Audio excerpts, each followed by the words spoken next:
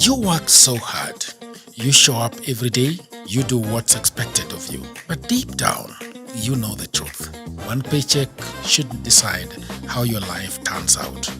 But what if your evenings meant progress? What if your weekends built freedom? What if your laptop became more than just a screen? This isn't about quitting your job. It's about giving yourself options. While others scroll, you start building. Quietly, consistently, and on your own terms. No pressure, no guessing. Just a clear system you can run after work, before work, or whenever life gives you a turn. That's what Goldmine on hustlesafrica.com is for.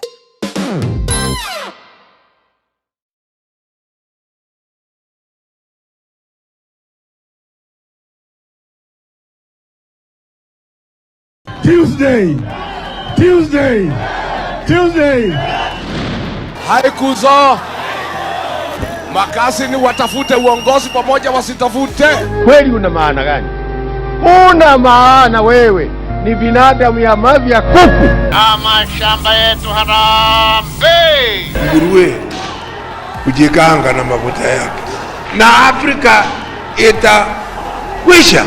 Padani agosho ngai no mwega naende shode.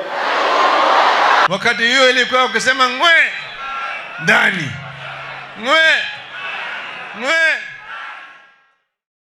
eneza. Yes.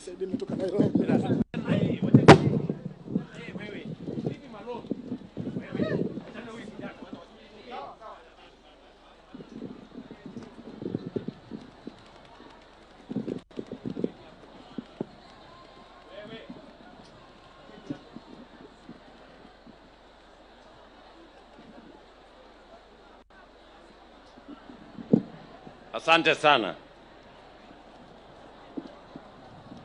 Huyo kijana hana shida. Nafikiri amejifunza kutoka Fikirini Jacobs kwamba nafasi ikipatikana asiipoteze.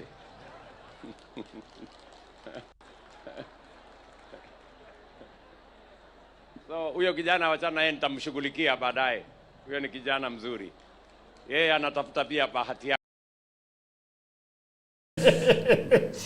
All right, hello there, people of the internet. My name is Uduru Jagero, and this is Political Headache coming to you at 7:30 in the evening. My name is Uduru Jagero, and I'm in the studio with Mr. Odhiambo Otieno, the resident analyst here at Political Headache. First of all, I want to take this opportunity to congratulate the mighty team, Arsenal, for winning the league this year.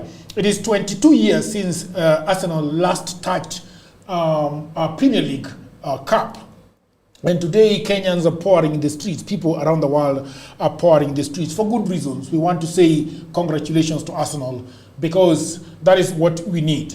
I'm a Chelsea fan. We are out of Europe completely. I thought that the only thing that Chelsea needed to do today was to have a draw and get into Europa League or even Conference League, but that has not happened. Chelsea is currently losing 2-0 to the lowly Sunderland. So it's fine, it's okay.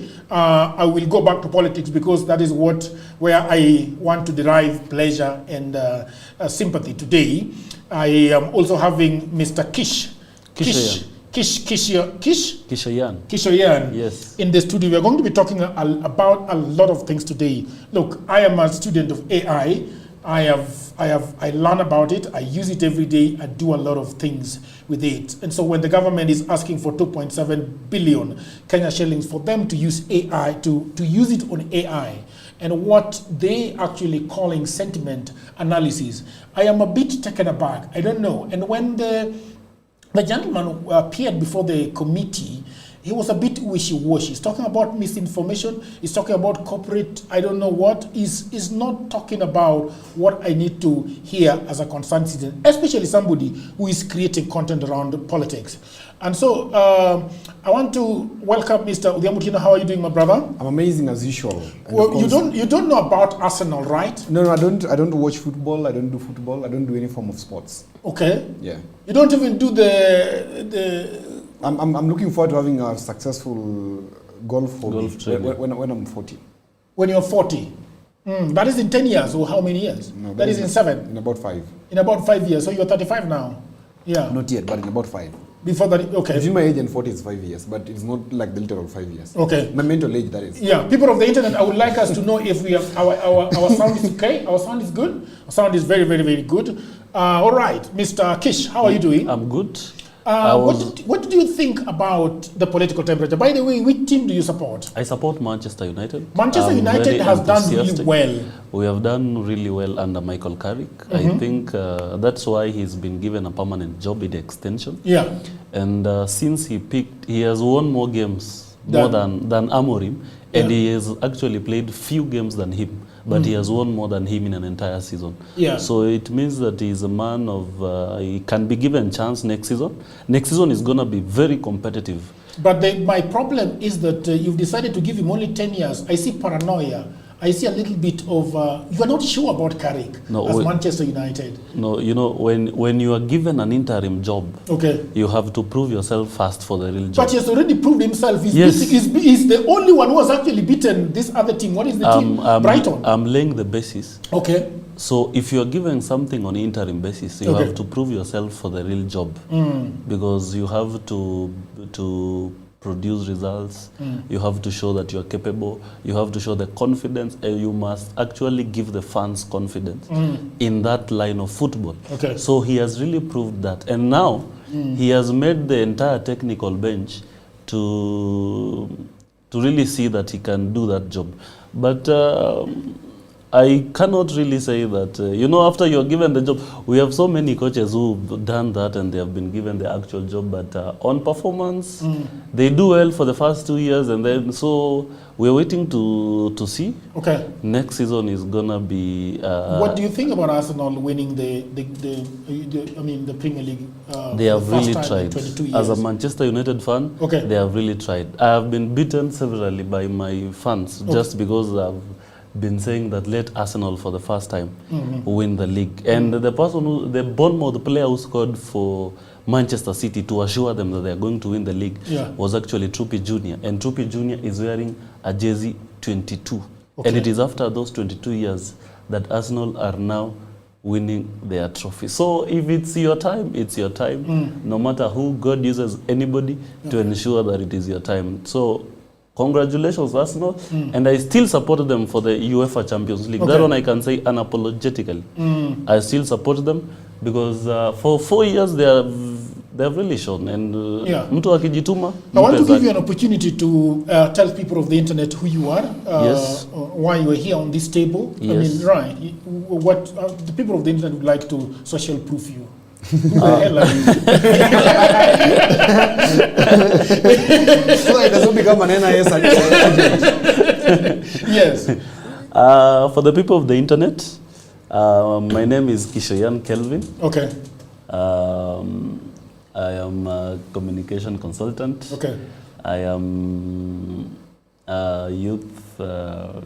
I'm a youth leader. Okay. And I am passionate and enthusiastic about the politics of this country. Okay. And how we are going to shape a lot of things. We have to shape it, and the only place is here, political headache. So keep us here, keep us on, and respond to everything that we talk about. Yeah, people of the internet, you know, when I was growing up, I wanted to become a journalist, which slipped through my fingers. And in the years that I wanted to be a journalist, I could imagine that somebody would put me closer, even if it is not on the table at KTN, and just watch the guys reading the teleprompter doing this. Sure. So it is my, if this young men and these young women come to political headache, please show them love.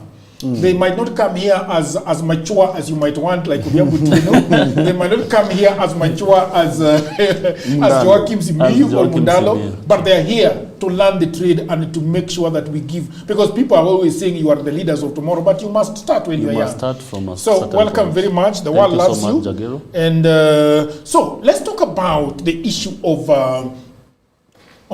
security around people of importance. There is a word I'm looking for. The VIPs. VIPs. Right. Yeah. when they breach, by the way, there was a shooting at the White House the other day. Yesterday. There was a shooting at a hotel where the White House was having an event. Trump has been shot when he was doing campaigns and so on and so forth. I don't know if somebody can actually breach the security and coming face to face with the president. If he has a firearm, then he could do something to the president. Yeah. What do you think? Do you think that the security operators in this country are not doing properly to safeguard the president, or some of these things you cannot actually do anything about it? Well, when we were in Azimio Secretariat, we did learn a few things because we interacted with the close protection unit of the president, President Uhuru Kenyatta. We did understand that the presidential escort unit, actually the president's security is layered in 3 forms with 3 major bodies. So we have the PEU, that's the presidential escort unit, which is normally the bodyguards of the president. Yeah, majority of them are the ones who are in close proximity with the president. Okay. These are police officers, of course, from different departments who come to work. They're specially trained. They're specially trained in specific skills that helps them in close guarding the president. They're the ones who actually are always in either plain clothes. Actually, immediately they're in plain clothes. But during ceremonies, they're also always in the suits. Okay. Yeah? The black ties, the men who run around the car, etc. Yeah. Then we have the second one, which is the presidential guard, what we call the G Company. The G Company is normally from the GSU. Their role is majorly they're static, they're not mobile. So the PEU is mobile, then the G Company is static. Their role is to protect State House and the president's private residences and select businesses, which of course are exposed and directly linked to him. They also provide protection to the VIPs, that's the First Lady, the Second Lady, the Vice President, etc. in that fashion. Then third one is the REC Squad. The REC Squad is highly trained. They are highly trained in anti-terrorism, and they're majorly used for extraction, high-level extractions. Like you remember when we had the problem at Dusit 2, and then also at the other place in Westlands. The Israeli mall. Yes, the Israeli mall. Yeah. Westgate. Yeah, Westgate Mall. Yeah. When there was that issue, it is this specific team that was used to do the extraction. They normally also work with the president, but they are static as well. They sit on buildings. They do the overwatch in the president's security cycle. Now, these 3 teams have failed heavily, and 4 times. 4 times. Yes. In the last span of in the last span of presidency. let me just say 1 year of Ruto's presidency. Just the last 1 year. Okay. They failed terribly, and this time that whole team is immediately disbanded. Okay. Because today we are just lucky, Jagero. We are very lucky. Somebody like the president, if he is stabbed, or if somebody swipes him, leave alone even being stabbed, just swiping him, na anguka akae na matako, boom. That is, can you imagine the level of embarrassment internationally? And what does that mean in terms of the laxity around the president? But you see, when you swipe the president can have a he can crash, his head can break, whatever. I mean, there's just too much. Now let's look at the other team that also works around the president. That's the NIS. The NIS are always with the president. Okay. They are the men and women you'll never see. But they're always there. They arrive ages before the president arrives at a venue.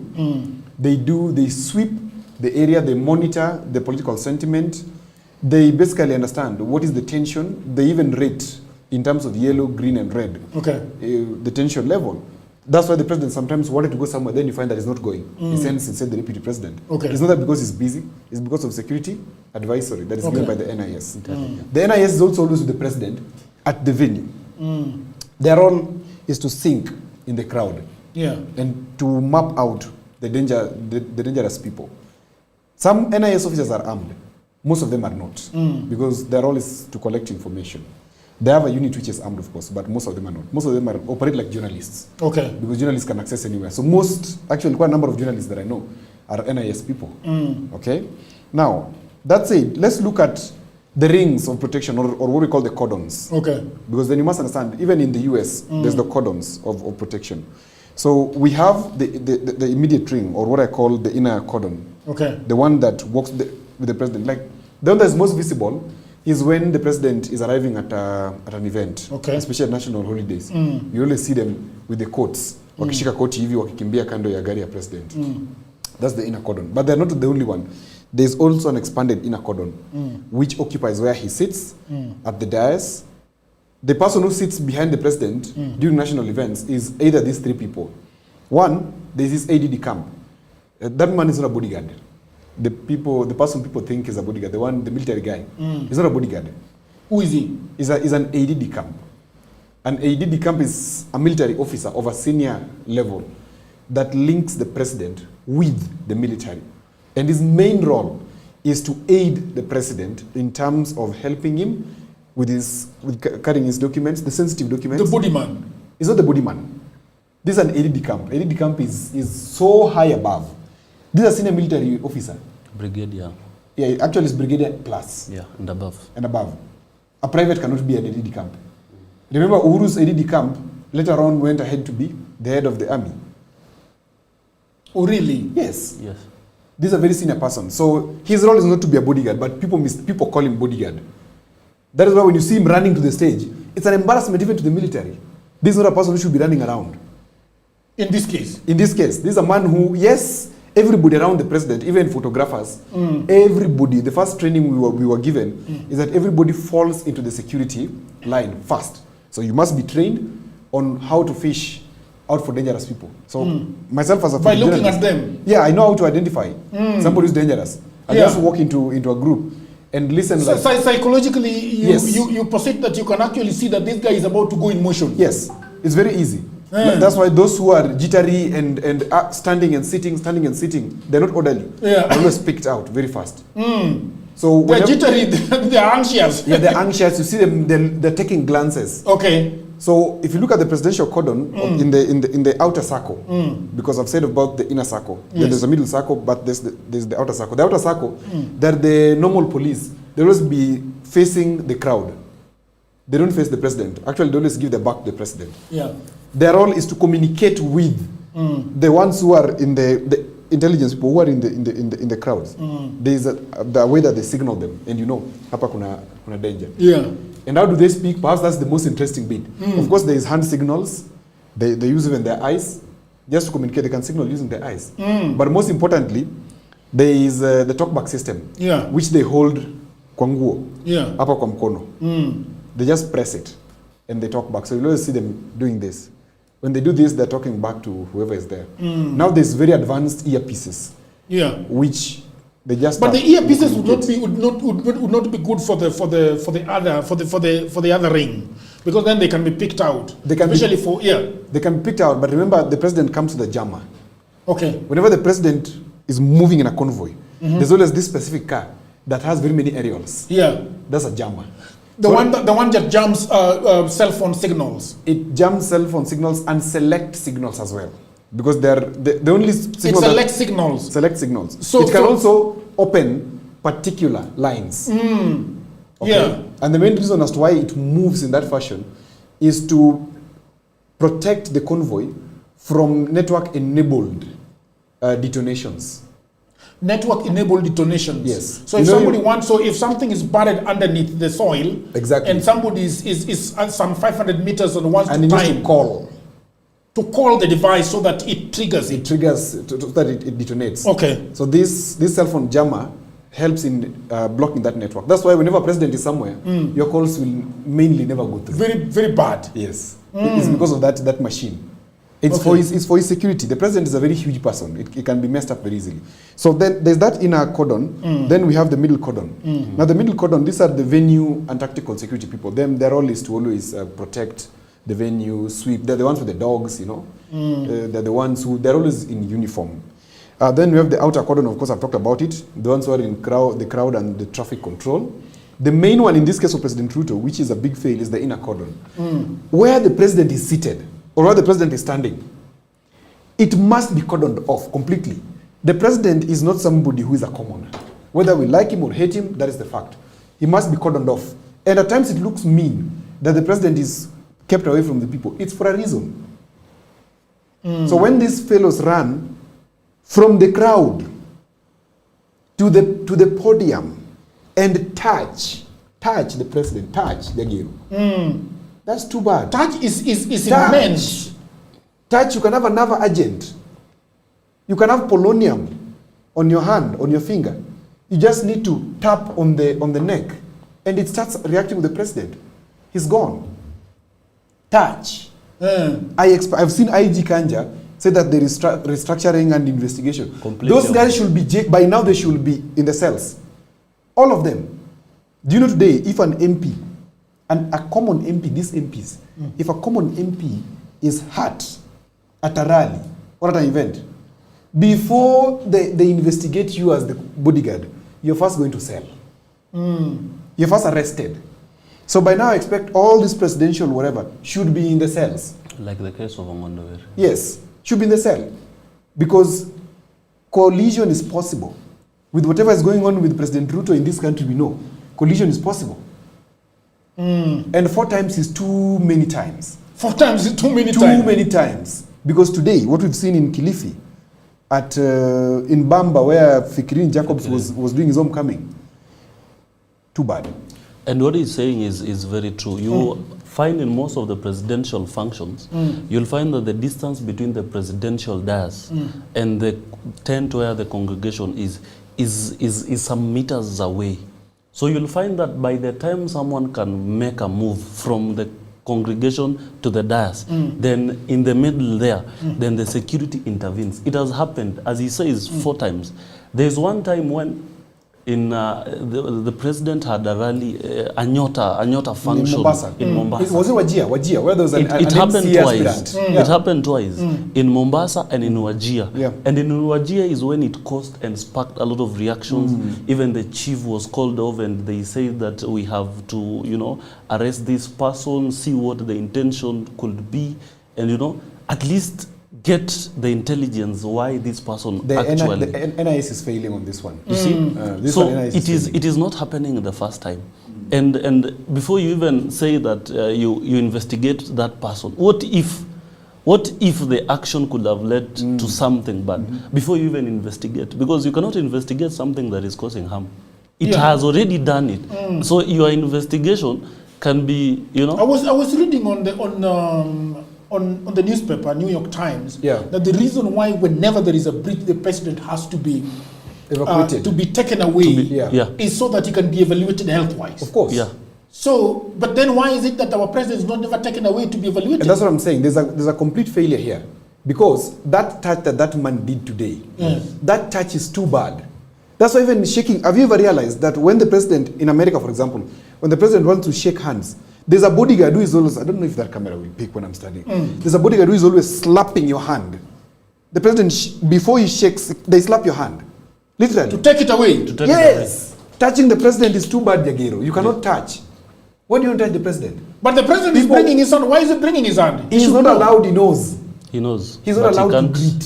He can't. You can only you remember something very interesting, and Trump was making so much noise. He actually was so angry. Yes. There is a time he was, there was so much bad press against Tesla.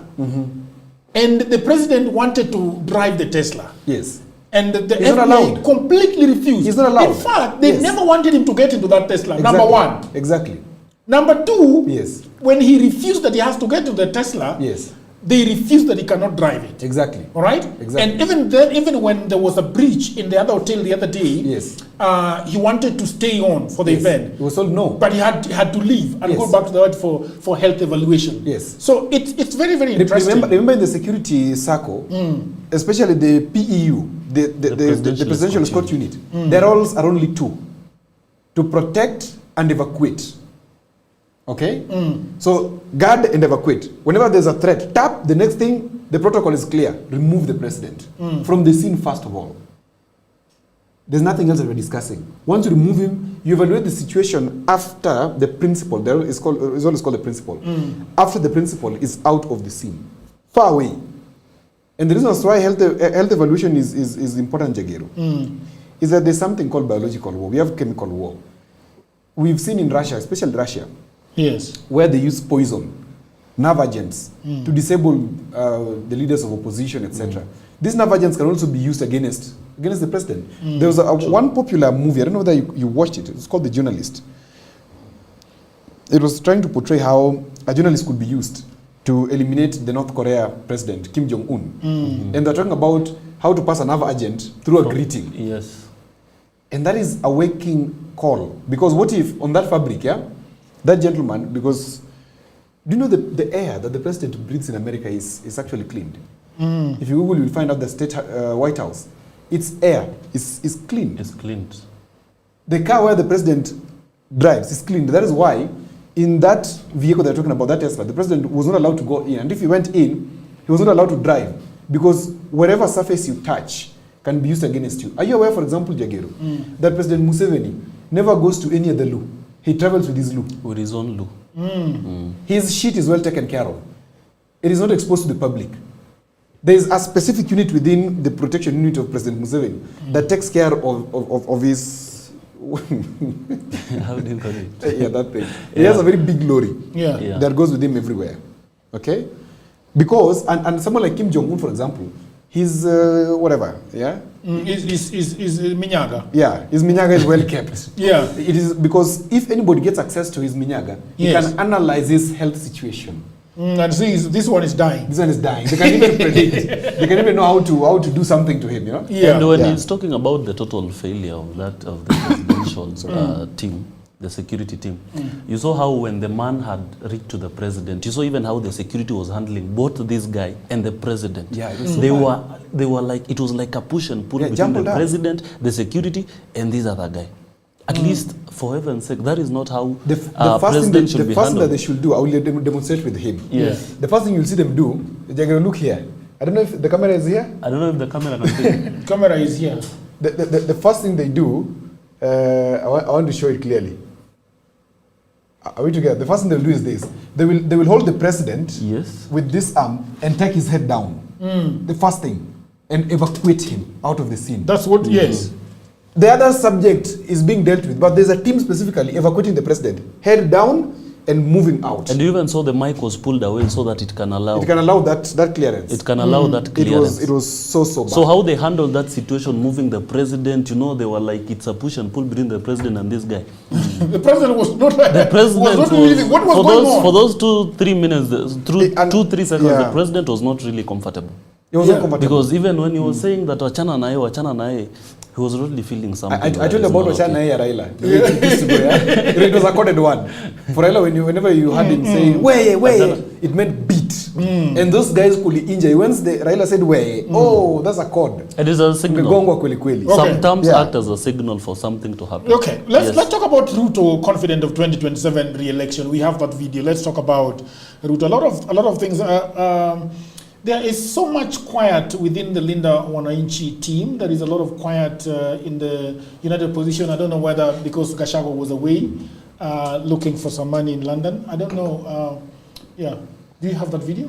Sikuwa na wasiwasi na hawa nitawamalizia asubuhi na mapema. Wale wako chini bana. Na mheshimiwa rais wetu William Ruto. Kama mbaya. Kama noma. Mambo ni nini? Kuna wengine ambao walikuwa katika hizo serikali ambazo zilitunyanyasa. Sasa hivi wameona mheshimiwa rais anatukomboa, wameanza kuleta fitina. Kuna baadhi ya watu ambao wamekuwa katika uongozi miaka nenda miaka rudi. Hata hili pia walaliolea.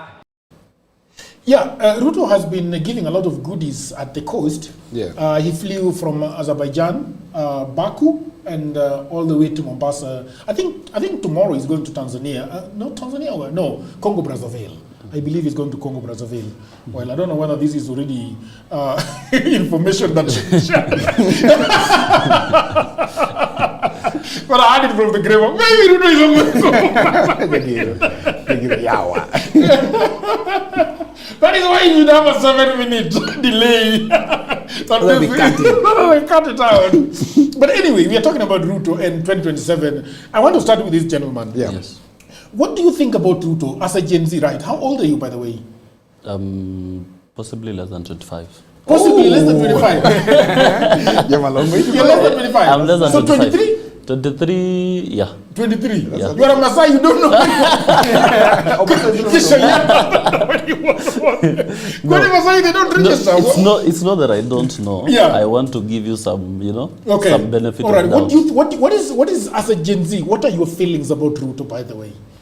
I think the president re-election must actually be based on what he has done as a president. Okay. Because we have many politicians saying and talking about, we had this president coming for how many terms, we had this president coming for other terms, which is right, but not logical at the moment. Okay. We need a president to be re-elected on what he has done, not on the past rhetoric that is being used by many of these politicians. And they actually lack a lot of words to, to defend what the president has done. And they have to use the political terms that they had been using the last time. We call what are those political terms? The analog tactic. The analog tactic. Whereby you say that, President Uhuru went for those terms, Moi as well, and the other presidents who have come before President Ruto. So we actually want a president to be re-elected on what he stands for, what he has done, and what he's actually going to do for the time that has remained. Okay. Now, for President Ruto, it's actually going to be, I'll say that his game will go up to the last minute. Okay. Because as we speak, the opposition has got factions within them. Okay. We have Linda Mwananchi, we have DCP, we have Wiper, and all that. So at now, he may not actually be guaranteed for now. Okay. That's why I'm saying that his re-election will be a last-minute show. Yes. Okay. Yeah. What do you think? How do you think he has done personally? How do you think he has done? Has he lived up to his bidding for what he promised, the bottom-up economy? I'm interested because whenever I am here with Gen Zs are not giving me really proper answers. Yes. Because you're talking about the fact that he's going to be re-elected based on the things that he has done for the last 5 years. Yeah. But those years are coming. Those 5 years are quickly coming to an end. Sure. By a time like this next year, he's done. He's so done. that means less than a year. Yeah. Correct. Yeah. So then, as a Gen Z, what do you think Ruto has done? Do you think that he has done enough to be re-elected? Do you think that he still has a long way to go? What do you think? He still has some time to ensure that he can prove whatever he promised the people in 2022. Okay. Because he really promised a lot. Okay. Coming to exactly what he did and directly translating to the common Mwananchi. Because we can see he's building stadiums, markets, he's building, affordable houses and all that. But that is really good, but not really translating to the same person who he sang and said, we are going to, the Mama Mboga, the Boda Boda, He has not really touched those people because now we are having a fuel crisis. Fuel crisis, who is it affecting most? Yeah. Because people will still move, but on what basis will they move? Okay. So at the common Mwananchi level, we are not yet there. The only part that the president is doing to ensure that he reaches that point is campaigning in the rural areas. That is the only way he's trying to at least manage that. Okay. Because he's taking a lot of his time to campaign and to hold his rallies in the rural areas. Because the president can go. It is interesting that you're talking about a particular community. I mean, you understand what he's talking about. He's talking about, is it the community? The one I'm looking for is not communities. It's basically a segment of the society. Can I say that? Yeah. Why are you talking about rural areas and the president? No, I'm talking about that because there are places that the president can go and the governor has never stepped a foot into that area. Okay. And therefore, when he goes to somewhere in Likuyani, in the least constituency there, and he does the last mile electricity connect, and the shosho there and the mamas there, they are looking and saying, the president is coming tomorrow, so we have to avail ourselves. What comes to their mind? We've seen the president. Number two, we've seen electricity where we've never seen. To them, seeing the president is, it's something for a re-election, even without the actual, the actual work. It's a complete re-election. He comes there, does the electricity thing, connection, and people see that it has been done, And you know, the communication that goes around the community is that the president was here yesterday, he has done so and so. And then there are things that he will promise. Okay. Of course, the MP will have a follow-up. Okay. But until then, the next time the president comes, he will again go and the people will be like, you know, the president was here for the second time doing another thing. When the people there when he goes to a rural area again, and maybe opens maybe something like a water, maybe a dam or something, you know, these people feel like can you translate what the gentleman is trying to say in political signaling? Because he's talking about something very interesting, and I agree that Ruto is actually going to the people that do not talk to anybody. They are not seeing the MP, the area MP. They are not seeing the governor. But Ruto goes in there. If you look at the pictures that are taken by an acquaintance of mine, McCoy's Shilingi, I think that's what it's called, right? Yeah, McCoy's Mashilingi. Mashilingi, right? Yeah. You see the faces of Kwale. Did you see the faces of Kwale? Yes. And this is very, very interesting when Ruto actually goes there. Do you think that Ruto is perhaps saying, wachani na wajanja? What town? let me use the Ruto literal playbook politically. Okay. Ruto understands that the middle class man, you and me, talks a lot. Talks a lot. Yeah, but does not turn up to vote. All right. Okay. They don't organize. The middleman or the middle class man does not organize. They want to debate and debate and debate and form a debate after debate. Yes. Okay. To every matter. And the middle class thinking, they don't vote you twice. I've always said this. The middle class thinking is that they vote you once. And the next election cycle, they'll vote you on a different issue. They'll not vote you, they'll vote on an issue. And that's why you see middle class constituencies always have new MPs all the time in every election cycle, where there's a middle class kind of thinking. Now Ruto has bypassed that. Sorry to say, this is a classical playbook from Museveni. That in Uganda, you can imagine, for example, that Museveni rigs the election throughout. But you'll be surprised if you go to Uganda. In the urban centers, especially Kampala, the opposition has a very strong hold. They've got a little bit of sway. They have a bit of sway. Because that's where their people are there. But in the rural Uganda, people don't recognize the opposition. By the way, I don't think Kenyans should try to understand the politics of Uganda. Yes, he even rides a bicycle. Yeah, there is a level of comfort. Yes, in the rural areas of Uganda. Yes, that at some point you look at them and you don't feel like they're okay. They're okay. In fact, Museveni is a savior. Museveni is talking their issues. Museveni is mature to them. Museveni understands Uganda and the politics of Uganda. And even the MPs who go to TV, who come from the rural areas, their discussion against the opposition leaders is always one. They always say, these guys are inexperienced. Even if Museveni was to leave, yes, he needs to go. But these guys are inexperienced to hand over power to them. So Ruto copies from that heavily. And that is a good lesson that I see in Mani, because the winning formula has never changed. He looks at what I call the small tribes, or the small numbers, the ignored numbers. And McCoy's Mashilingi does a very good job. That fellow understands his job perfectly in terms of framing who Ruto is talking to. So as we sit here and in Javas and CJs discussing about Ruto ni mbaya, huko ushago, Ruto keeps winning in by-elections. And you wonder why? You know, the middle class is a little bit shocked. Somebody was telling me the other day that Jagero Ketwan, Ruto is taking Olkalau. Yes, and that would be interesting to see. Because the man in the village is not involved in this noise of ours of trying to figure out if the president is right or wrong. For them, they're figuring out if whatever the president promised is delivered. And can I tell you in a quick fashion? If you look at 2022, whatever he's saying in terms of agriculture and food security, these farmers, peasant, subsistence farmers, who depend on fertilizer to grow their food that they're eating. Okay? The fertilizer when Ruto was getting in was about 6,500. In fact, 75 to 75. 75. Yeah. He reduced it to 2,500. 2,500. These guys are going and buying, I don't know the name of those fertilizers, but I remember one is called CNA.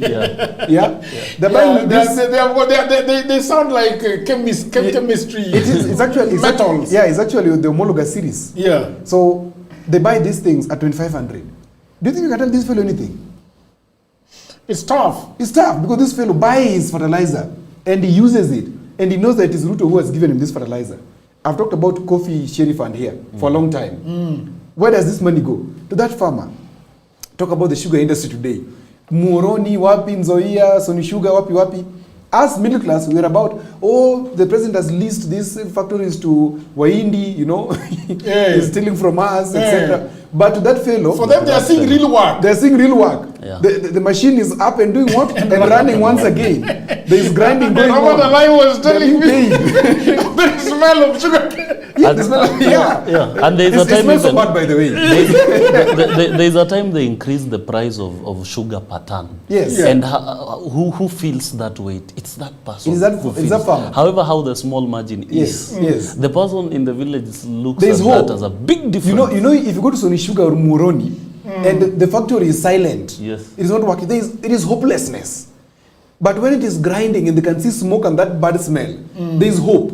Yeah. And where is the hope coming from? The president has said we are clearing this debt. We are doing what? Yeah. So it works for them. If you look at micro, small and medium enterprises, us, we will start looking at the actuary and saying, you know what?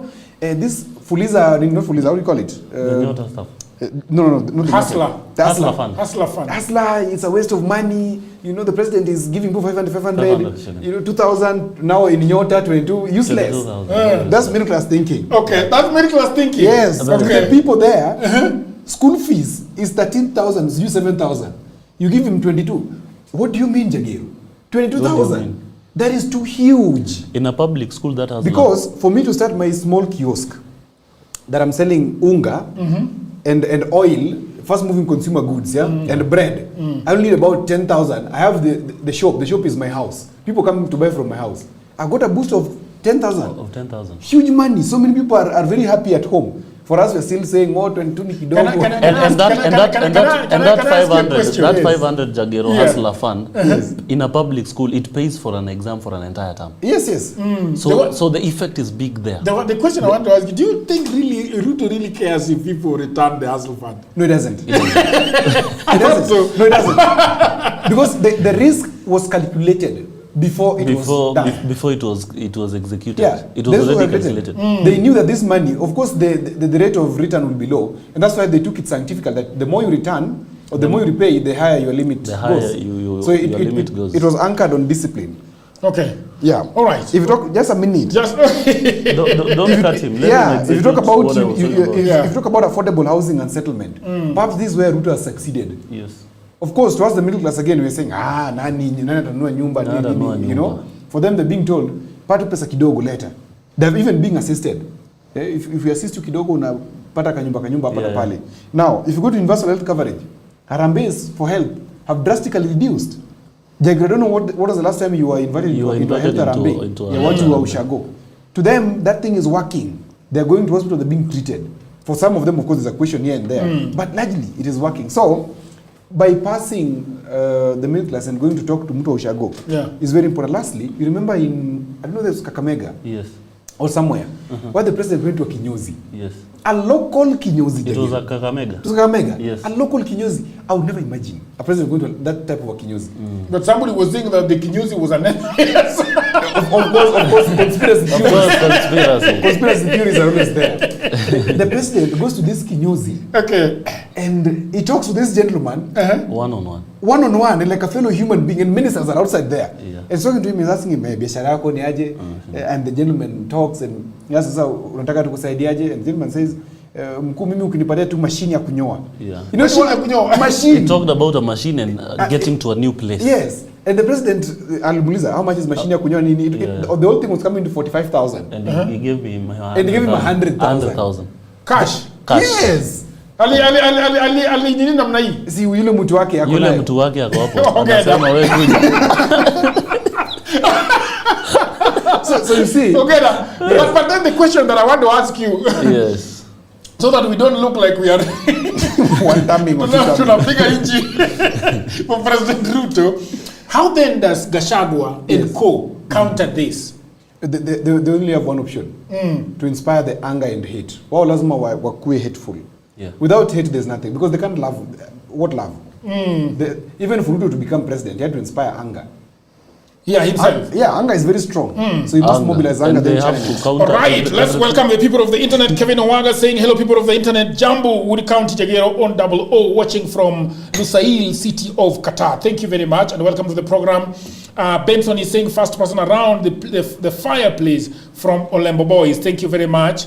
Onyango is saying stage managed nonsense. I don't know what stage managed nonsense means. Jagero Tukondani, that is DJ Trekins. Patrick is saying Dani watching from Nandi Kapsabet, that is Victor Rotich. Kevin Odhiambo is saying, hey Jagero, your coffee buana. Thank you very much. This one was bought by a concubine of mine. Say that again. I'm only joking. Would I explain? Yeah, Kevin Owanga is saying sound is amazing. Thank you very much. Victor is saying sound is perfect. We wanted sound where we can do like this, but ile ingine hakuna kwenda hivi. So thank you very much, and we are really happy that this one. I've waited for this sound system for the last 2 months. They were on the high seas coming. I don't know whether they had to pass through Strait of Hormuz. All right, Ajiri is saying Odhiambo tuko pamoja. Lois Baraza, this lady is always with us. Lois, thank you very much. We are inside, sound is good. Weekends are for TikTok lawyer. We have missed you, Adrian. This is not Adrian. Lois, you must fall in love with this young man and know him. I'm actually reasoning like almost the same. Maybe no, Adrian is not you. You sound like Totam. No. Adrian is not Totam. That's how that lady reasons, the way he's tweeting. All right. Irene Ododa is saying, hello there, people of the internet. Amos Ukanyo, Irene locked in from Kiserian. Thank you very much. Amos Karaoke watching live from Zakynthos, Greece. Thank you very much. Welcome to the program. Victor Rotiji saying, those youth leaders are so many today. These days, Jagero. Well, this is their time. I think that the best thing to do to a young person. And Odhiambo has so many of these mentees all around him. I have them. There are too many. Yes. And I love young people. I mean, we never got these chances. It's beautiful. Raphael is saying, Ika Longolongo wameanza na president atutaki for sure. Martha Okelo is saying, watching from Kikuyu. I don't think Martha is in Kikuyu. Martha is very cheeky. I don't think Martha is in Kikuyu. Capital is saying, Jagero, today Odhiambo has decided to pour classified info into the public. No, it's not classified. So dangerous, it's not classified. It's all over the place. Watching live from the White House. Which White House is this? All right. Evans Otieno is saying, hello there, people of the internet. My name is Evans Otieno, watching live from Nakuru. Lois Baraza is saying, security failed for sure. Craig is saying, that's not classified information. Just Google and you'll be surprised at how much this public has. Okay. Ali is saying that was not a surprise. It looked very staged. I don't think it was staged. Why would they stage that thing? You can't stage that thing. I don't think so. Martha is saying, good English spoken with a Luo accent. I am very proud. Nice. I'm a very proud Nilotic. I don't want to have any other accent. Okay. There are so much that we're looking at now. So we will go to the issue of election rigging. We have got Western leaders saying Ruto tenor by all means. Let's play that. And I don't know what Odhiambo is going to say about this. Can we play that and then we will follow it with Sefuna, right? Delegates by UDA. Wakati utakuwa kwa polling station, jaribu mfanye ukarabati ile hali ya juu. Niwezi kura Ruto. Sisi ndio tunatengeneza budget ya uchaguzi.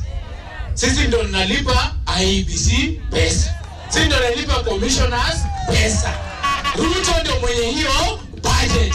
Sasa Ruto ataanguka namna gani nyinyi? Wewe unatengeneza budget ya kuanguka. Haki ya Mungu hata kama wewe ni mwendazimu. Nitamu. Si mchezo. Lazima ujue ukarabati ya kura. Na mimi ni mwalimu.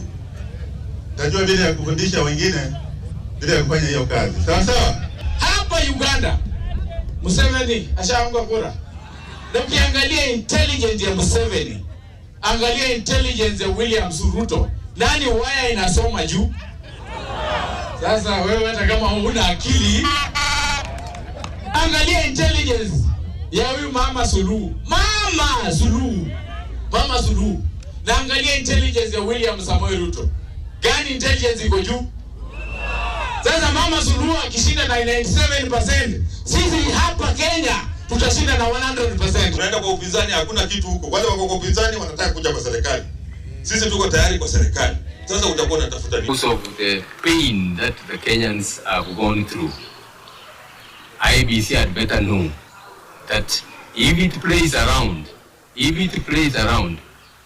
will. Wewe unatuambia tungoje 2027 na marafiki zako wanatuambia mnapanga kuiba 2027. Saa hii tuko na IBC. Mimi kama wakili najua sheria iruhusu mtu kuhujumu matokeo ya uchaguzi kama mtu ametangaza wazi kwamba anataka kuiba kura. Hawa jamaa Ethekon na ndugu zake wengine wameingia IBC juzi. Waite hawa wabunge ambao wanasema wataiba kura kwa ajili ya William Ruto waweze kujibu haya maneno, kwa sababu sisi tunangojea ile siku ambayo tutapewa kura. Haki ya Mungu by saa 2 Ruto atakuwa ameenda nyumbani. Wewe unatuambia tungoje 2027 na marafiki zako wanatuambia mnapanga kuiba 2027. Saa hii tuko na IBC. Mimi kama wakili najua sheria. Jamaa Ethekon na ndugu zake wengine wameingia IBC juzi. Waite hawa wabunge ambao wanasema wataiba kura kwa ajili ya William Ruto waweze kujibu haya maneno, kwa sababu sisi tunangojea ile siku ambayo tutapewa kura. Haki ya Mungu by saa 2 Ruto atakuwa ameenda nyumbani. Well, this is a little bit connected to the conversation that we are going to have, the cuckoo of our conversation. But I don't know, man, what do you think about what Ayub Savula is saying about stealing the election? I mean, are they just bluffing or they are on panic mode? Ayub Savula knows very well. Of course, he's a man I admire and respect for his political wit. But of course, sometimes you must also give it to our Kenyan politicians. They, when the wind blows, they also speak. As the wind blows. It does not in any way imply that the elections will be stolen. I've told you, Kenyan elections are impossible to rig now, unless you're really stupid. If you're really stupid, you're going to rig. But why should you rig if the math can lead you to a win? You only need 50% plus 1 vote. And all indications for me are showing that the president would possibly regain. On the minimum, people are going for a runoff. Yeah. If he has to lose this election, he will lose it at a runoff. But indications are he will win, because my brother Sifuna is talking there about where Ruto will get these votes, etc. Today, we've just discussed that the data is showing something different. The middle class is talking about, Ruto must go, Ruto must go, Ruto must go. But the other people are not talking about Ruto must go. They are actually voting for his candidates in the by-elections. Comes to 2027, it is a fact that the 2 big tribes which normally influence elections are now disenfranchised. Kikuyu and Luo. Completely disenfranchised. What does that mean in English? Disenfranchised? They're not as organized as they were. The Kikuyu and the Luo? Yes. But the Kikuyus are really collating around DCP leader. There's already, even if they try, one, there will not be an 80% turnout like it was in 2022. Let's consider that it drops by 20% because there's no object of aggression. Remember, Kikuyus forever and ever have voted against the danger called a Luo being a president. Okay. Now, there's no danger about a Luo being a president this time around. So they have no reason to go to the ballot and vote. But they have a reason to remove Ruto. That has been... What has happened? Huh? What has happened that they have to remove him? Yeah, but Gachagua is saying is the worst of the worst. Why? What has happened? First of all, I think that the Kikuyu nation feel very, very, very bitter because their main man that actually showed them the way to the doorstep of Mr. Dr. William Ruto has now been booted out of the same door. He's out in the cold. He has been denied his aheri. He has been denied his money. He's having 30 million to pay every month. He can't afford it. And I think there is just an air of a lot of fiery remorse. It's basically disillusionment in Mount Kenya. I say that with a lot of confidence. It's basically disillusionment in Mount Kenya. Because they're in a process of transition, looking for an ultimate king. They don't have it. So as these gentlemen try to fight it out in who becomes the ultimate king of Mount Kenya, and June 8th, we have a date with destiny to see what will happen to Gachagua. June 8th, it's about a week or 2 away to see. And on June 8th, I'll fly back to come and discuss. But I'll not be around, but I'll fly back. On Mount Kenya is just disillusioned in terms of leadership. But they know so well that the actual truth is that they are in government through Kithure Kindiki, 7 ministers serving, okay?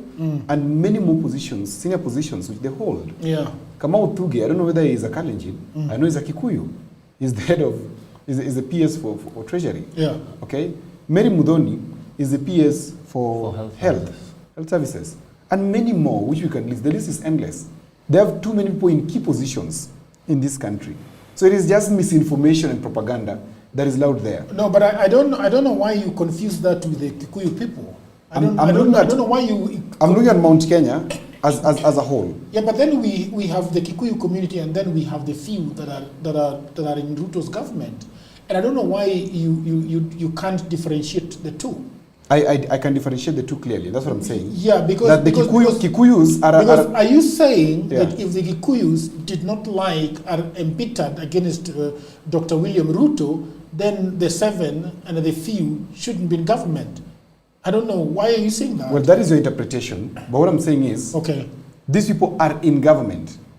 Kikuyus are in government. They have the biggest single share in terms of tribes of who sit at the executive. That's the cabinet. Okay. 7 ministers. There's no any other tribe, including Ruto's tribe, that has such a representation in the cabinet. Okay? Ruto only has 2, Chirchir and Murkomen. That is done. The rest. That is neither here nor there. It is a fact, Jagiru. Why are you dismissing it's neither here nor there? It's a fact. You see, they are aware that they have key positions in government, and they are aware they're in government through some people. Okay. But depending on how they'll vote in 2027, will determine on who Ruto will vie against. Okay. That will determine whether they'll come out to vote him in or out. I want you to answer the question why Odhiambo is confusing the two. I'm not confusing the two. Because Odhiambo seems to tell me the reason why Kikuyus should keep quiet is because they are represented in this government. That's what Odhiambo is telling me, and that's not what I'm saying. No, they are fully represented. They're fully represented, and that's what, I'm not saying they should keep quiet. But if there are key issues that are pressing them, they should not keep quiet because they are fully represented. Yeah, because if those people who are fully represented are not touching them directly to the ground and listening to their issues, agreeing with the plight of issues, then I think they should talk of their issues. Okay. But it's not that because they're in government and they have key persons in government, then they should be silent or today, on happenings. I could even say quickly, go to Kikuyu constituency, represented by Kimani Ichung'wah. Yes. What hasn't been achieved in Kikuyu What hasn't been achieved in Kikuyu? And you'll actually compared to where you come from, what hasn't been achieved? You'll actually see people bullying him a lot online. Yeah. And Kimani Ichung'wah has really achieved. He has worked.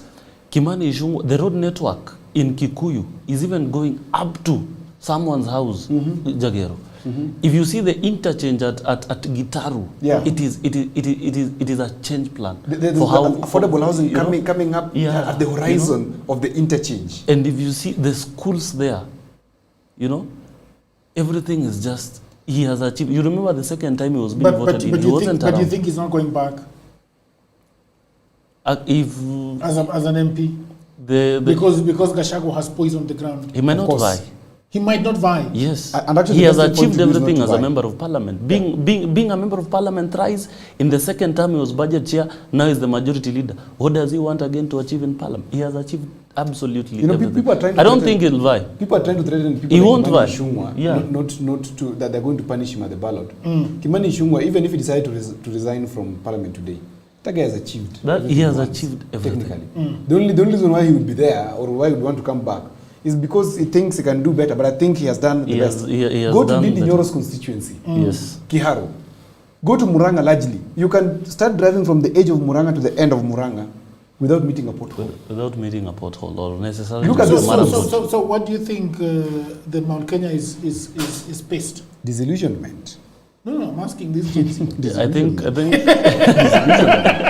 disillusionment is just disillusionment. You want him to say what you want, what you're saying. Disillusionment. Okay, I think they are pissed off. They started it during the impeachment of Rigathi Gachagua.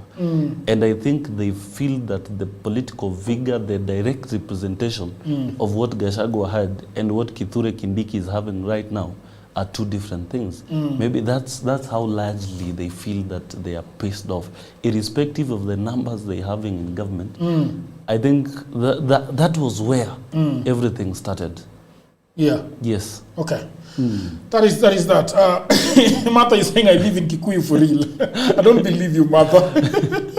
Jagero, Jagero, sound and clear. I am in from Kisumu, Lower Europe. Thank you very much. Watching from Boston.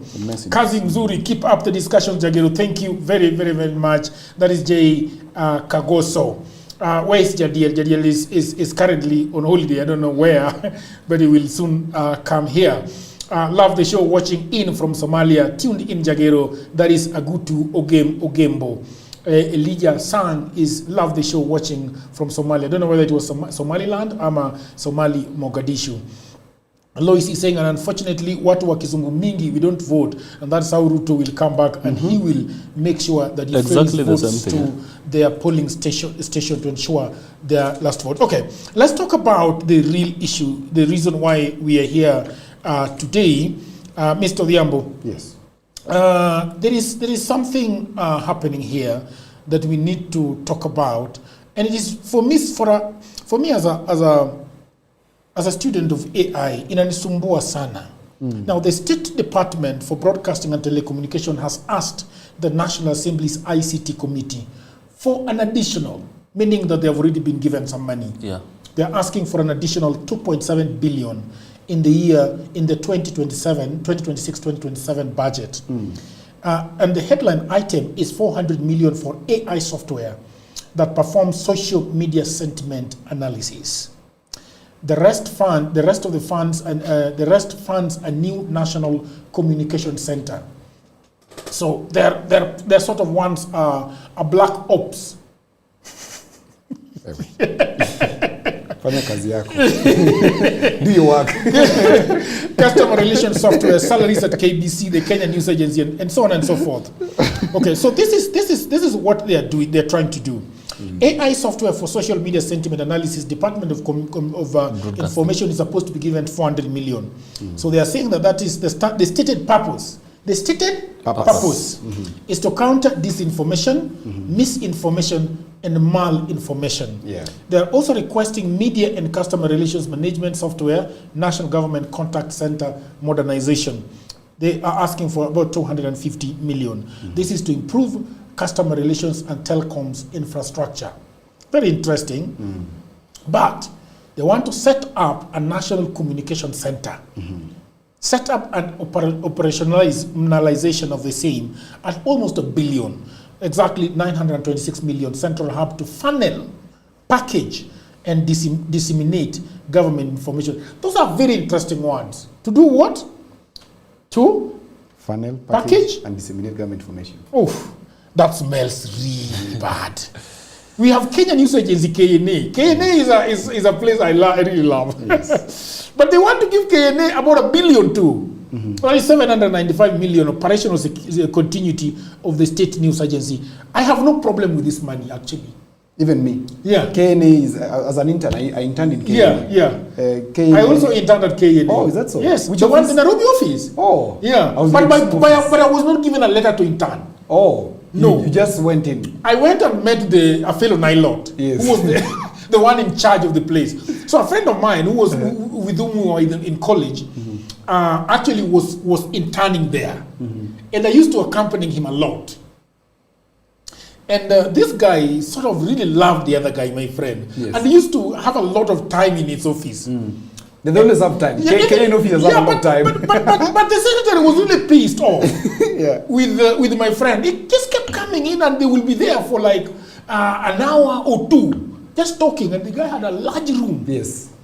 So I used to accompany him and then go and sit and watch. And then he asked, but this guy, where is he interning? And Mutano, my friend, told him, he's not interning anywhere.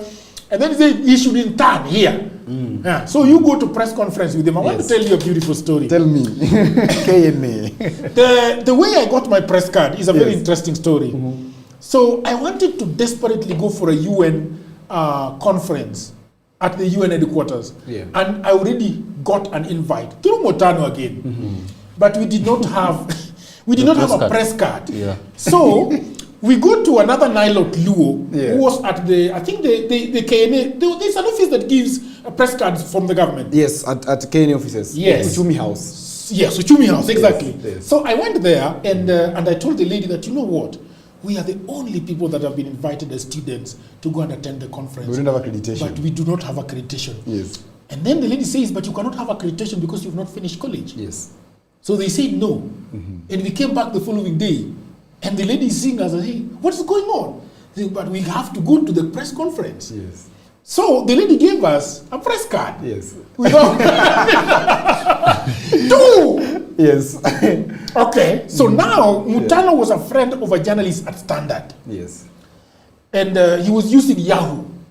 Yahoo Mail. Yes. Mutano went and talked to the guy at Standard and told him that we want all the media invites to be automatically forwarded to our email. Yes. So then every morning we have all the press releases and the press invites. And I remember this time round, before we went to the UN conference, and we were given $60 each. That was my first pay as a journalist. Yes. Okay? But the most interesting thing that happened to me is that there is a time Mutano calls me at night and tells me there are 4 press conferences tomorrow and we need to go to all of them. Yes, there's money. Okay? Yes. He tells me that Colin Powell is in Kenya and he's going to be giving a press conference at Intercon. And we have to go. Yes. Garang is having a press conference at Laiko resident at 10. Yes, at Laiko Regency. Yes, at 10. Yes, and there are adjacent. Yes, there is a luncheon at Serena at 12:30. Yes. There's a cocktail at Stanley. Yes. At 6:30. Correct. So we went to Intercon for Colin Powell, the U.S. Secretary of State. Yes. And then we were having a press conference with Garang. And then we went for luncheon at Serena Hotel. Yes. And then we went for a cocktail. And by the end of that day, I had 13,000. Very nice. And I was like, yes! I'm a part of a journalist. That is sweet. So what was I saying? You're talking about the KNA offices being... Yes, so yes. So, and that is where I got a lot of my journalistic instincts. Can I tell you? Yeah. It's almost a similar story. I wanted so badly, let me reveal this. I wanted so badly, when I decided to do communication, I wanted so badly to join the intelligence service. So badly. I have a feeling you are. I'm not though. I will not reveal. I will never reveal. I wanted to join the intelligence service so badly. And I remember consulting with one of my professors at Maseno. And I asked him, I want to join the intelligence service. Which is the best way? I believe that having a free hand at the spy agency will enable us understand how government works and maybe make it better.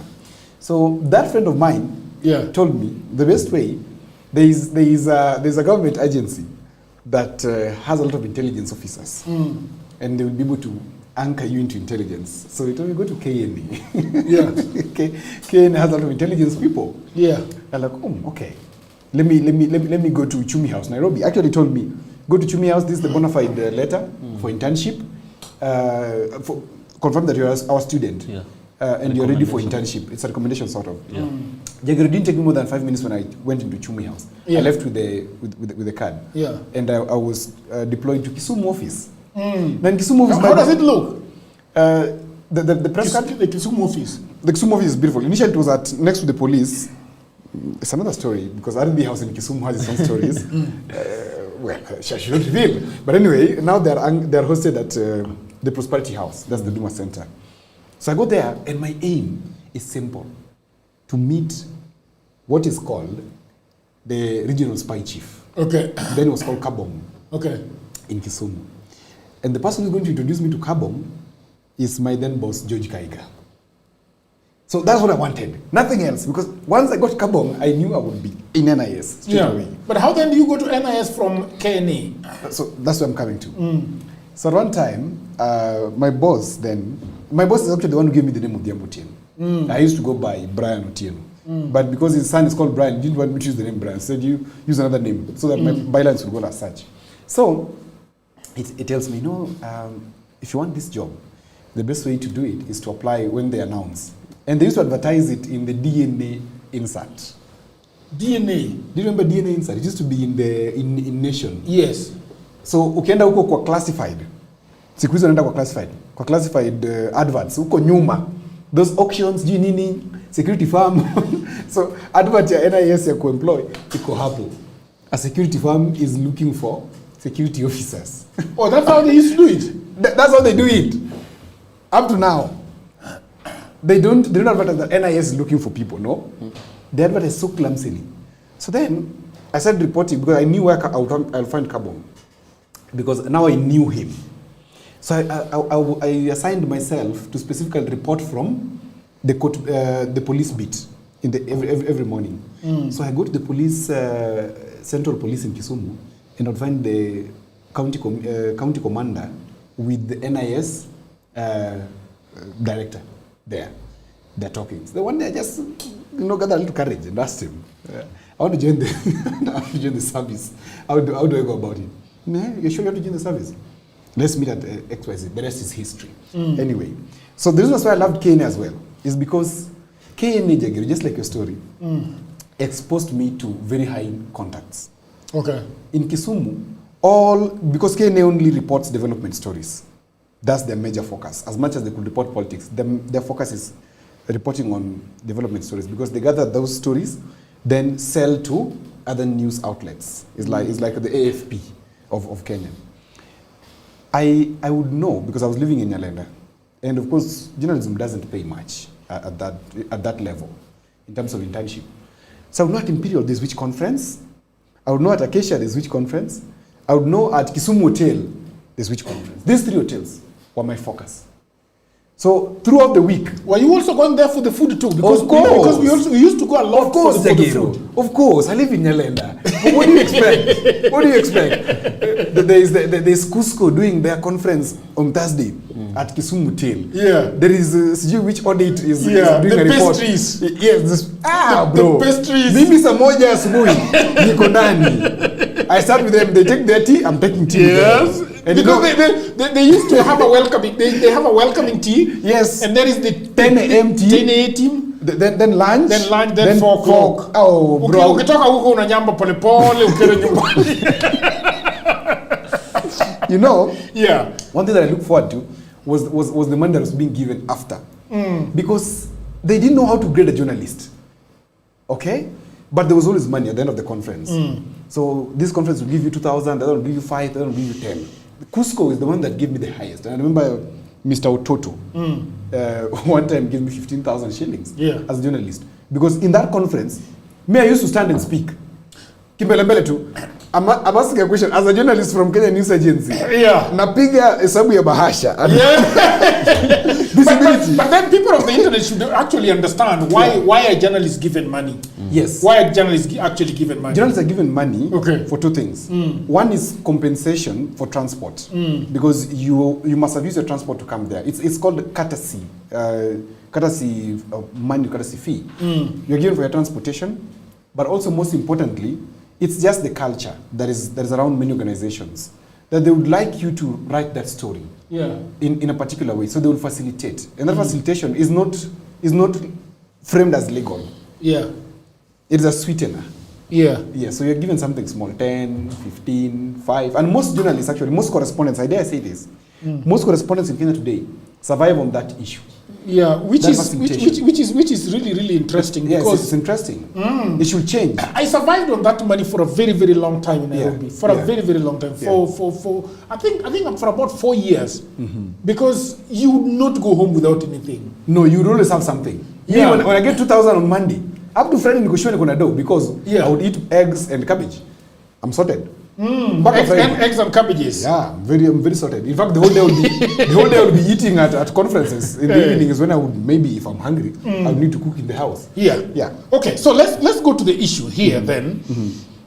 I have a problem here with this issue, because do you want to take me through what sentimental analysis is? Well, this is an interesting thing. Anyway, so let me say, because we do it at African Insight Partners. So a sentiment analysis tool is basically a platform that helps in identification of keywords, aggregation of the data set, and attaching meaning to it. Yeah. For example, if you develop, because you don't need to buy, you can develop. Right now we have Anthropic, which helps us with cloud, which can help you develop a sentiment analysis platform very easily. It doesn't cost 400 million, of course. I think that's ballooning. 50 million maximum for a government project can give us a very good sentiment analysis platform. Yeah. And I believe, Jagiro, if we can get this thing, we can do it for 25 million. Yeah, because I think the reason why it is, I think the reason why it is very expensive for the government, and that is why the reason why it cannot be 50 million for the government is because this is probably a government that is going to, they are not really going to the AI companies. But what they're trying to do is to go to a company like Voyager Labs. Yeah. They're trying to go to build their own from ground up. And you see Palantir. Yes. Palantir is a US organization that is currently, I think they have a 10 billion tender with the US government to do sentiment analysis and to do all those things. Yes. So when you approach people like Talkwalker, Sprinkle, vendors like Meltwater, and it becomes extremely expensive. And probably this is the reason why the government might get a road deal. They will get a road deal. Because then what is happening is that they're trying to, for example, they're trying to play in the league of, for example, EU, approaching Palantir, for example. They are talking to like Meltwater being approached by Australian government or let's say Germany. Because then it's going to be a lot of money. I have two gentlemen who have helped me develop a sentiment analysis platform. Yeah. The young men, they're about 25 and 27. And we've developed one that is very effective that we're using for a campaign in this country. Okay. And it didn't cost me this amount. It cost me about 500K. And it's effective. It's working because I'm able to get sentiment from Facebook. I'm able to get though Grok, Twitter imefunga kidogo. TikTok imefunga kidogo. But Facebook, Instagram, complete view. I'm able to see. Then I am able to see through hashtags and keywords, and it gives me in heat maps. I'm able to know what is happening where, and it even generates reports. I think 400 million is too high, but it is important. That I agree. It is important, but 400 million is overstatement. This can be developed at a lower price. For me, I don't think it's a lot of money. My biggest problem is why the government want to do sentiment analysis. Are you going to go deeper into sentiment analysis? It's important that the government does sentiment analysis because whatever the government has been suffering from is lack of what I call advanced intelligence. Yeah. Now, we are past the press agentry period where we'll communicate one way. Okay. We are into the engagement period of social media and post-social media where we're talking about agentic AI, okay? Where AI is able to automate processes and respond and even engage. Like now, for example, what you showed me in your farm. Yeah. So why is it important for us to have this platform running? Okay. It is important for the government to know what is the engagement and do prediction. Because the reason that's why you need to do sentiment analysis, sentiment can predict to you the level of hate or love and can even be able to predict to you whatever could happen next. Because I codify in green, yellow, and red. That if it hits yellow, then it requires some level of attention. If it is green, it is safe. If it hits red, you must respond. Or if it starts signaling you that it's hitting red, you must respond. Now, what am I talking about? For example, let's say we're talking about the finance bill currently. Yeah. And I want to find out, what about finance bill? Israel has one of the best technologies around inclusion into platforms that are encrypted. So perhaps the biggest chunk of this money would go into breaking or surpassing encryptions. It is very possible to bypass encryptions by putting proper bots that do not need. Like WhatsApp, I've understood recently. I thought that WhatsApp was fully secure, but I understood it's not fully secure. No, WhatsApp is a joke. Yeah, somebody can. WhatsApp is a joke, and the one that is strong is Meta has really been trying to step up security around WhatsApp, but their biggest problem right now actually is not the WhatsApp on the phone; it is the WhatsApp on computers. Yes. Because remember, you cannot even lock a chat on a computer. On a computer, you can't. You can't lock a chat on a computer, and you cannot archive on a computer. Yeah. And there are so many things that you cannot do on a computer. And you know, once, for example, if I use Pegasus to go into my... You keep talking about Pegasus, but Pegasus is something very, very legal. I don't like the way you talk about Pegasus. You romanticize. I love spyware. That's why even people are talking about you as a government NIS, because you keep talking about this thing. It's a very bad thing. It's not a bad thing, Jagir. No, it's a very, very bad thing. Look, why did Israel develop Pegasus? You as whatever you are can talk about it, but I think no. Pegasus is very bad. Very people of the internet, Pegasus is one of the worst of the worst. Let me tell people about Pegasus so that they understand. All right, go ahead. People of the internet, so Pegasus is a software that actually gets into your phone. And once it gets to your phone, it silently moves through your phone. And one of the first iteration of Pegasus is a spy tool that was made by an Israeli company that actually was taken to court by Meta. Yes. By Meta in the US, and they won against Pegasus. And a lot of companies have, Rwanda uses Pegasus for a long time. Kenya has bought it as well. Kenya has bought it, but Kenya bought it late. Yeah, very late. When there was a lot of security upgrades that had been done by WhatsApp. Yeah. So what happens with Pegasus is that when they send something into your WhatsApp, you don't need to click it. It starts working immediately. Starts reading your messages, starts doing so and so. It can tap your calls. It can tap your calls. It can do a lot of things. It can activate your camera. Odhiambo is talking about a very, very bad thing. And it's not bad, let me tell you how it's not bad. The bush people, and bush people is a coded word, right? For you and me know what you're talking about. Yeah. The bush people do not use Pegasus on everybody. It's very targeted. If Jagir is a man of interest on a particular issue, especially Jagir, you're a man of influence. You're having 3.1 million people viewing you every month. You are a man of influence. Pegasus is in this equipment that I'll tell you. Yeah. You are track. Use your track. I hope NIS is watching my nudes. So long as you're a man of interest, and you can significantly alter public perception. Yeah. Pegasus is with you. As an NIL officer, do you think we are altering people? So those guys who are not of significant influence, you don't worry with your 2,000 followers. Nobody's bothering about you. But once you start being of influence, I want to tell the people of the internet about the three basic layers of sentiment analysis. So the first layer is collection. Yes. So what they do is that they crawl everywhere on social media. So they are looking at Facebook, they're looking at Instagram, they're looking at TikTok, they're looking at TikTok all is closed of for them. TikTok. It has become impenetrable. Mine has refused to go through. No, what happens is that they can crawl using an account. Yes, they can crawl using an account. Yes, they can crawl using an account. So they will still go to TikTok. Yeah. Okay, but they can't really be penetrated. TikTok is one of the most secure social media, companies in the 21st century. They are very good at it. Even their algorithm is really, really good. And that is actually the reason why the US has decided that the rest of the world can use TikTok, but they have their own TikTok, which is now having a server with Oracle in the US. Right? So they are collecting all these things, okay? Then the second layer is now classification, where Odhiambo is talking about the bitterness, the anger. I think now in Mount Kenya they really collect.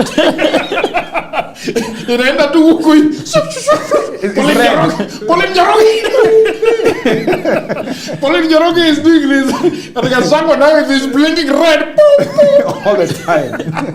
The heat map is too red. The heat map is too red. So that is the classification, and then the third one is now the dashboard, where they can see. They can see. They can see everything and do reporting and so on and so forth. They can automate reports. Jagero is at a place where we need to deal with him. Yeah, or we can manage him. We can manage him. Yeah. So.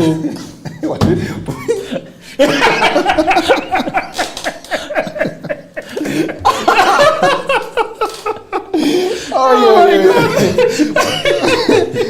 Ladies and gentlemen, Jagero has an experience. We never talk about it. All right. So Odhiambo, the technology itself is a genuine dual use. Yeah. So a bank uses the same to do a lot of what they can do to see whether people are happy with them, people are not happy with them. Though it is by opt-in. Yeah. The Red Cross can use it when there is a flood and so on. But for the government, right? Yeah. The questions that determine whether this is benign or sinister are very specific. Can the tool identify individual citizens by name and build dossiers on them? Yes. Or does it only work in aggregation? Because it can aggregate. The government is saying these are we have got free speech, and we're gonna.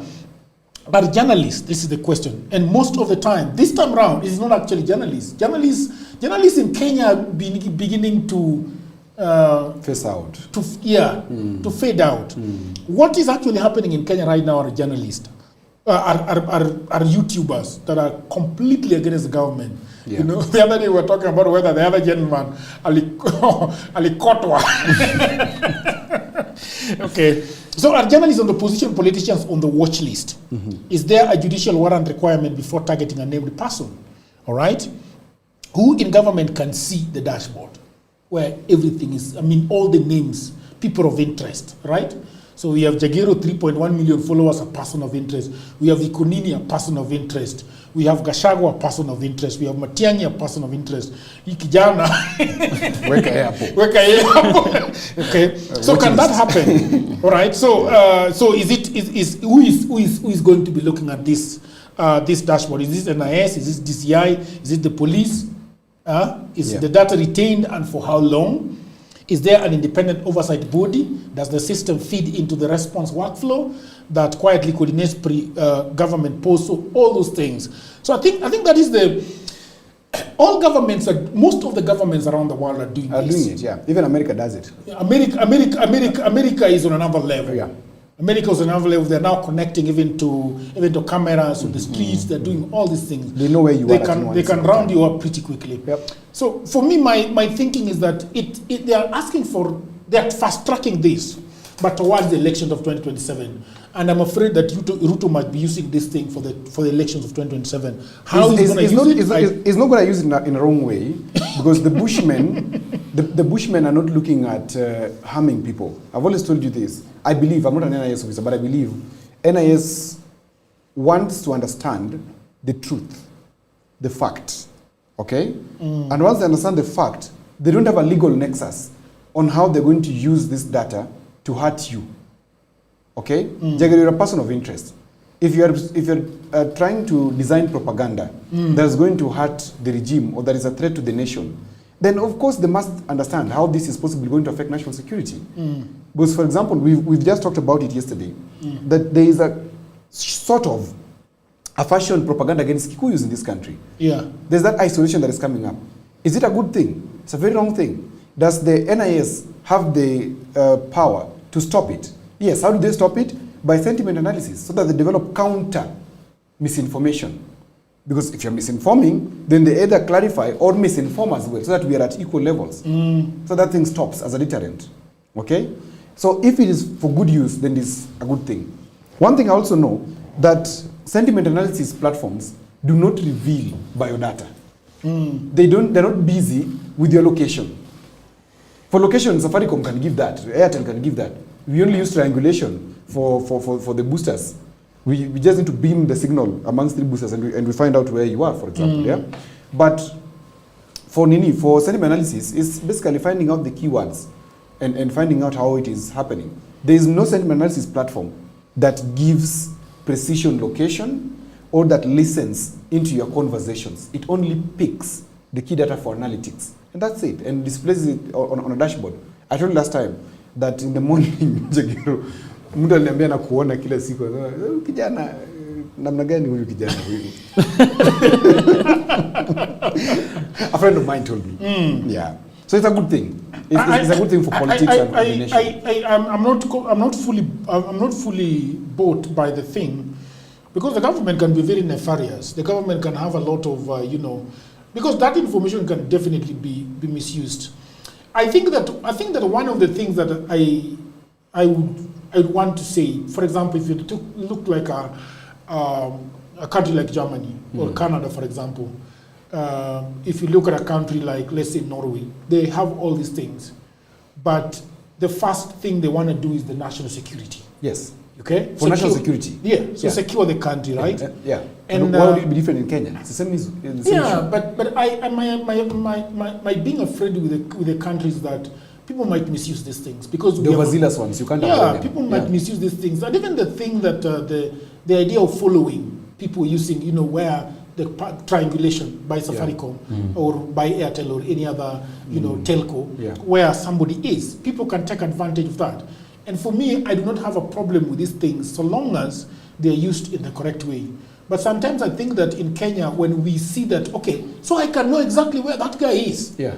can be used. I can know exactly who is talking to. Have these platforms been abused before? Yes. Yes. And those abuses, have they been dealt with? Yes. For example, if you are in the security forces, especially DCI, and you misuse access in terms of triangulation, you misuse access in terms of, we call it lock, in terms of lock, and also you misuse it in terms of how you want to listen into what people are saying, tapping. Okay? We've seen DCI officers who've shot people. We've seen military people who have been in military intelligence who misuse information to kill their partners. Yeah. And the law has caught up with them. So yes, you can't avoid misuse, it's there. But to what scale and are there deterrents? Yes, there are. I can give a typical example. I'll not mention the name. There used to be an officer who was very key in establishing the cyber crimes unit at DCI. He comes from some place in Migori. This fellow was very good in tracing cyber hackers, all right? Along the way, this police officer shifted loyalties from the government and he organized a whole team that now turned to be hacking banks, hacking even KRA, and siphoning money. The biggest casualty was actually Equity Bank, that they attacked Kenya, they attacked Kenya Police Sacco, they tried to attack Uganda, then they were arrested in Rwanda. It's a team of, he had known where all the big hackers in Kenya were, the financial hackers, who could override systems. And he organized them into his own money-making machine, okay? And when the government caught up with him, what did they do? They threw him behind bars on a whole different charge that was very different from whatever he was doing. So when the government would want to do away with such overzealous characters within the regime or within the government, of course they will do away with you. Yeah, but I also think that they need to be looking at this monies. Sometimes they look too much for whatever they want to do. So I think that what I don't agree with, Jagero, in this budgeting is the media and customer relations management software. Yeah. Media and customer relations management what software. Does that even mean? This is a very phantom kind of vote head or phantom kind of budget line. There is no such thing as media and customer relations management software. The government does not have something called customer relations management. It doesn't have. What is a customer? A customer is a person who customs to your product. Yeah, customer. So for example, in Huduma Center. So which product is the government selling? Huduma Center is, government offers over 10,000 services. Yeah. Huduma Center is what I would say has a customer care facing or kind of arrangement. But really, Huduma Centers is very efficient. You go to Huduma Center, before you leave, you always receive a message. So it's already there. Whatever they're trying to do, I think this is a waste of money. Yeah, this one is vague. Anybody who has a brain will know this is vague. This one for improving customer relations and how much is it? 242 million. That is vague. I see mingi. Ni mingi wewe, hii ni hospitali. This one is a no. It's a waste of money for me. National Communication Center, that is very important. We need a National Communication Center. In Uganda, there's somebody called Alan Kasuja. Do you know him? No. Alan Kasuja was a journalist and is now the head of the Uganda Media Center. Uganda Media Center is the national communication nerve center that helps coordinate government and the media, whatever. It's very good. It's a government body. What do you mean coordinates? Coordinating the information flow. If the journalists need information from government that they can't reach whoever directly, then the media center is mandated to provide that information to the journalists. Does the Kenyan government has it? That's what we want to establish. That's a good one. National Communication Center is important. We don't have it. But will Ruto send the documents there? Well, according to law, unless otherwise, if it is an NDA, then it can't come. Like most of those contracts have NDA clauses. You cannot expose them to public. Yeah. Can we take some calls? Why not? Yeah. People of the internet, we can take some calls now. As we slow down on this conversation, I see that the Arsenal has taken the league. Chelsea has gotten out of Europe completely. They're not going to play Conference League. They're not going to play Europa League. What a shame. But congratulations to Arsenal. It has been great. Our number is on the screen, people of the internet. We'll take a few calls, 2 or 3 calls. 2, 3 calls, 5 calls, and then we can call it, yes, a night. Are we there? Yeah, I think, are we connected? We are connected, right? I can see we are connected. The number should be on the screen shortly. Then we can talk to a few people. The number is +254 10 37 84 270. The number is +254 10 37 84 270. You can call us, say hi to us, and then we can, call it a night. It's been a beautiful Sunday. Today it has been a bit sunny, not too chilly like every day. I actually thought that the people, what is it called? The Linda Wananchi was going to Machakos today. It turns out it is not today. So it's the 31st. The Linda Wananchi side of ODM. There's something happening, Jagero, in Kisumu, which is also very interesting. Okay. Which perhaps we may have needed to touch on. Okay. And that is the question of the murders that are going on there. Which murders are going in Kisumu? In Kisumu, there's been a lot of murders lately. Really? Yeah. This morning, the second son, the former MP of is it Matungu, if I'm not wrong? Yeah, you can play that video, by the way, for the MP son. You have it? Yeah.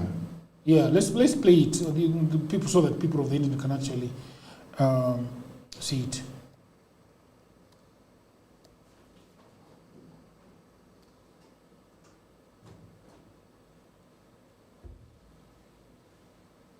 Old Hannington Were, the son to former Matungu legislator David Were, had reportedly left his house at around midnight with a friend when they were waylaid by two people.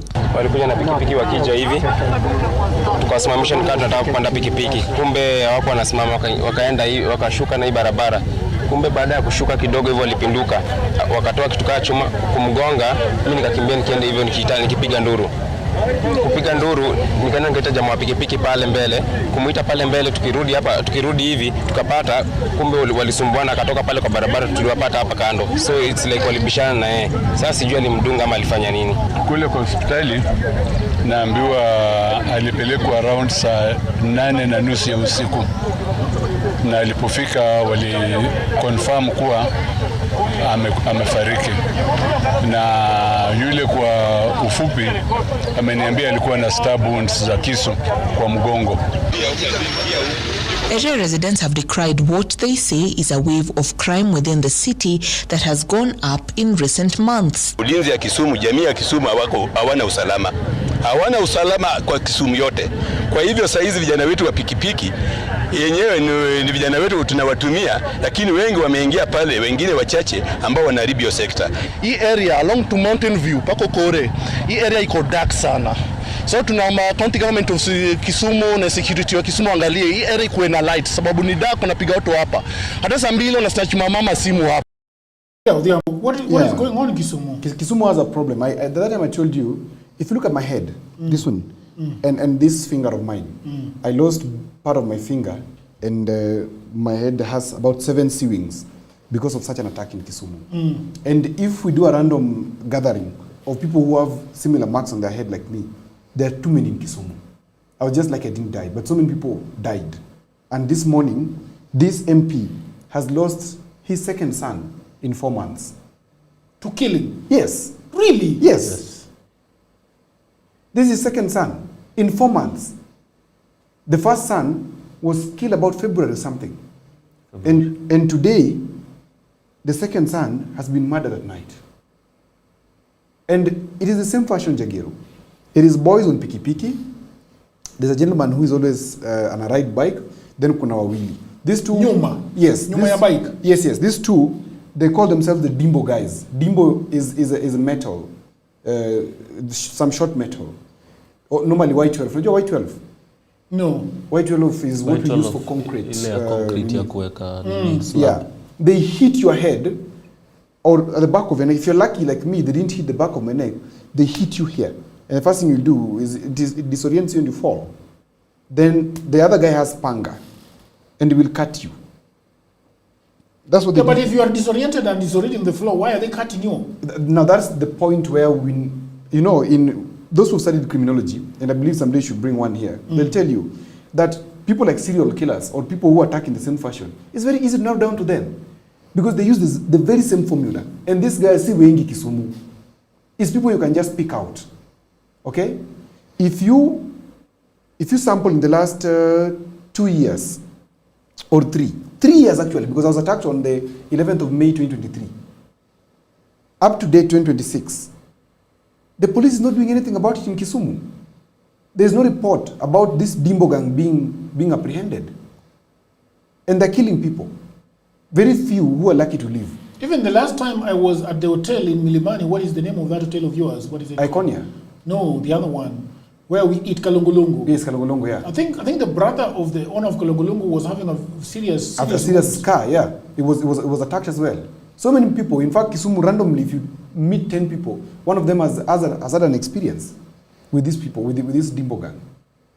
And so what are they looking for exactly? They still very small things. Like when they attacked me, well, in the car I had laptops and cameras and a phone. That's what they took away. They didn't even bother taking the car. And I was having the key right in my hand. They didn't bother about taking the key. Because obviously there is nowhere they're taking the car. Oh, the places where people take cars, they can steal the car and go and kata and then sell it as spares. These guys are not big thieves, they're petty thieves. Petty thieves and murderers. Petty thieves and murderers. Actually, thieves are always scared of being caught. So they attack with the heaviest weight.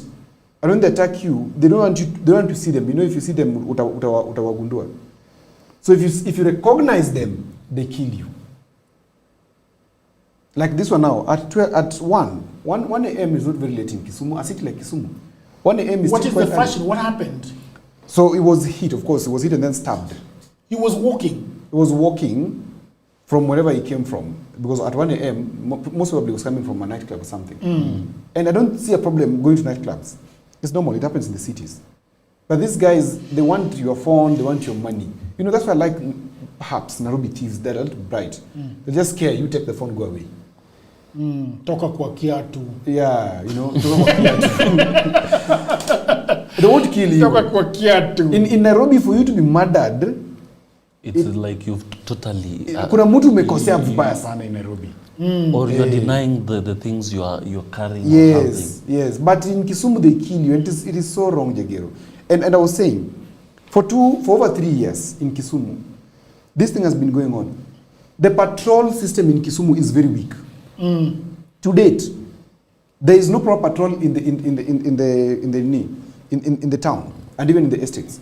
What must be done in Kisumu? One, they must pass a decree or a shoot to kill order.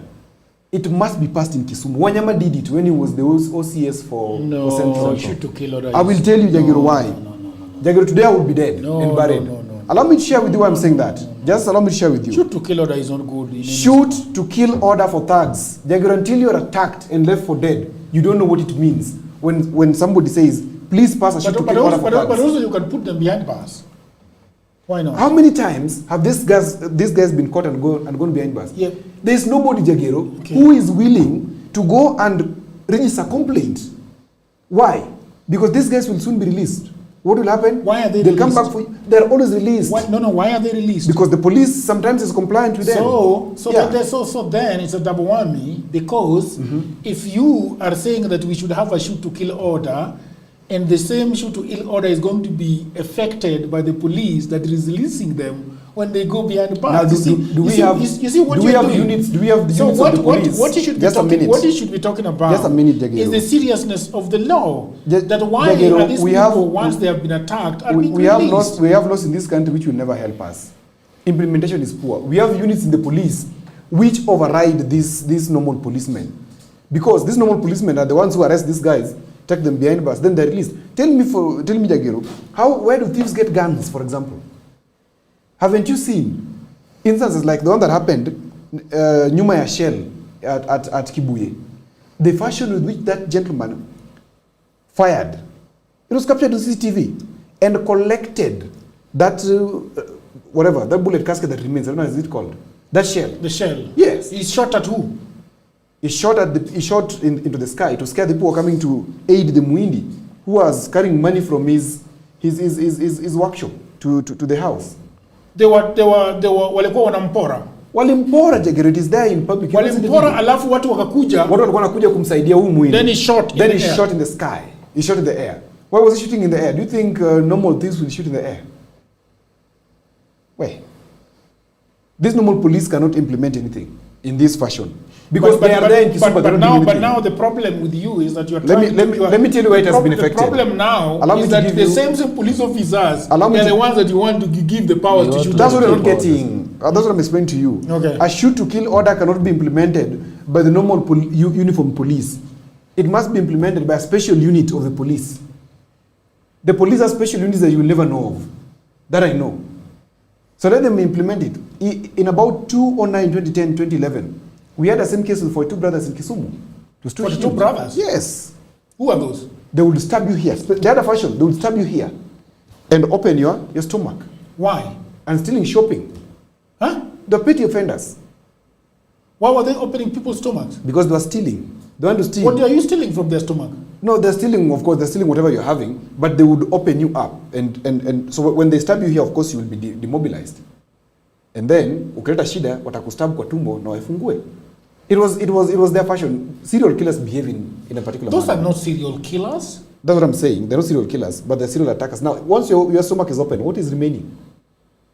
Are you going to survive? No. So you're dying. That's a serial killer. These 42 brothers were disturbing us in Kisumu for so long. Raila had to come to wherever Wanyama had been transferred to and took this fellow called Wanyama back to Kisumu. In a record 3 months, 42 brothers was done. Sometimes the end justifies the means. No. And these activists who always say, oh, you know, people, human rights, nini. Me, when I was hit, I've never seen an activist coming to me and asking me, hey, how are you doing? But these things, they're ready to defend them. One, shoot to kill order. Very important. You say what you're saying to people of Kisumu, they don't agree with you. Number two, what must be done in Kisumu? They must increase the patrol. That I agree. Patrolman in Uganda. Kisumu is a very tiny town. It's a very tiny town. Kisumu is extremely tiny. Yeah. In fact, you can count them with your fingers. In fact, and you've done entire Kisumu. Within 5 minutes. There is Nyalenda, there is Manyata, there is Obunga, there is Bandani. You are done. You're done. It's very small. Yeah. And we have the But I have a feeling that the police are involved. That's what I'm saying. But then the problem, Mr. Kish, is that he wants the same police. I've said it's not the same police. You're insisting on a point I'm refusing. Okay. I'm saying this same police cannot work there. First of all, transfer the police who have been there for more than 2 years. Transfer yote. Bring new ones. Okay? And they must not be there for more than 3 months. It is shifting very fast. Do you have a feeling that the government of Kenya is serious about crime? The challenge is, yes, it could be, but the challenge is, there's also another trend that is in Kisumu, which we all know, and that is the rise of goons in Kisumu. So when these goons don't have a job to do politically, what do? They resort to mugging and killing. Exactly. The economy of Kisumu has collapsed. Literally. The economy of Kisumu has collapsed? The economy of Kisumu has collapsed. Why? What has collapsed it? There are no new opportunities in Kisumu. The small businesses that used to sustain people were closed by Anyang' Nyong'o. Which businesses? The kiosks that were there. The kiosks that were there. The and they use vendors. In the name of cleaning a city. Jagero. No, Nyong'o has never cleaned Kisumu. Don't say Nyong'o is cleaning Kisumu. You don't know. Nyong'o has never cleaned Kisumu. Let me explain to you. Nyong'o has just swept talking. You listen. Okay, I'll listen. When Nyong'o came to power, okay, the first thing that he did, and I have nothing against him, these are facts that he did. The first thing that he did, along Akamba Street, you know Akamba Street? Yes. Nyuma ya that place Mega where Plaza. People used to piss on the wall. Some used to piss on the wall, there were kiosks there, there were hotels, you know. It was very vibrant. Yes. So many shops there. Then, Nyuma ya Maseno University, the city campus, there was Winmart. Winmart was hosting over 10,000 people. There was also another one. Yes. There was not Winmart, there was another one. Hiki banda yote after Nakumatt. Yes, Lake Market. Lake Market. Yes. He brought down all those things. Go down to Luangni, wherever, where Luangni was. Luangni Hotel, yes. That whole economy was brought down. Kisumu is a craft economy. You know what a craft economy is? No. Juakali economy. See what office, the formal employment in Kisumu is too little. It cannot even be 5% of Kisumu. What office? There are very few in Kisumu. So Kisumu is a city of branches. Yes, if you come to branch KCB, yes, branch Equity. If you come to Kanu, you know Kanu area. Kanu area is where? Where we have KTS now. KTS. Social hall area. Yes, yes. Do you remember there is affordable housing? Exactly. Do you remember there used to be a very vibrant market around the stage there? Yes, a big where one. Kakwacha used to be. Hapo kwa Malaya hapo. Jagiro. There is a Malaya lane there, Odhiambo. It's called a red light district. Okay, but Swahili is in Malaya. No. What is it? Vijueni. Vijueni. Vijueni. Yeah. Wait, Kish, did you know about Vijueni? No. I'm young and I can't nini that Kiswahili. Okay. Kisumu has several red light districts. So around that red light district, there used to be a vibrant market there. Okay. Along, well, I agree with him to some extent in terms of those who are blocking the sewerage lines. Yeah. There were so many people who are employed, but this sewerage line, the people used to build on this sewerage, whatever. But what did Nyanyongo do? Nyanyongo waliwafurisha. Aliwatoa wote. Akawaambia angalia nyuma ya kitambulisho chako. Exactly. Remember? Yes. Ukienda Kibuye, what happened in Kibuye? It was a big mess. People were pushed out of Kibuye. Many people died.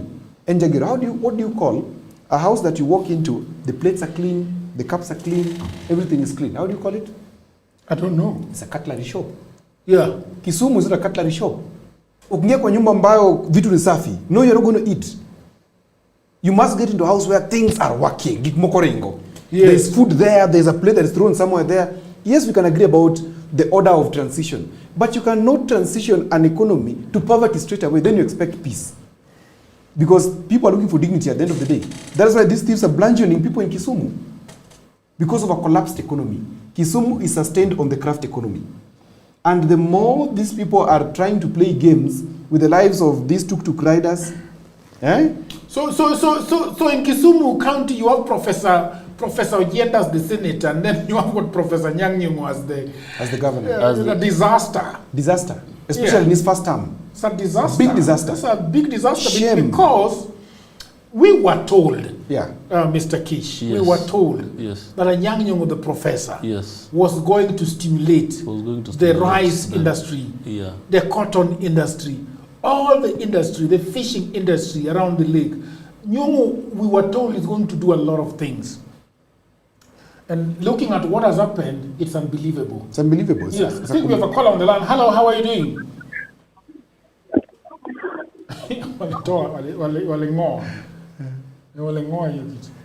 He's gone. It's gone. All right. Something is wrong with the phone. I don't know what. Yeah, so Kisumu, that was one. We must then relook at something else again in Kisumu. As much as we are updating the patrol, whatever, there must be, again, I repeat, an NIS-led, because NIS is precision. What is our version of FBI? It's what we call, well, FBI we could call DCI. Okay. DCI is limited legally on some things. They cannot just enter your home. They must have a court order.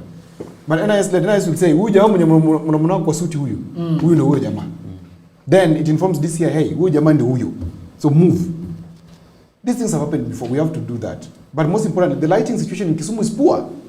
Kisumu is a dark city. It's very bad. Even in Nairobi, the lighting is bad. Zakari has taken all the money into his pocket. It's a big shame. Hello, Jagger. Like, can you? Hello, how are you doing? I'm good. The earlier conversation was interesting. I'm Henry. I'm calling from Thika. Yes, Henry. How are you doing? I'm good. The earlier conversation about AI was interesting. Okay, very good. What do you have to say about it? But then you're ruining the mood with the Kisumu stories. Okay. Yeah, so the AI, I liked it because it is actually my domain. Okay. Very good.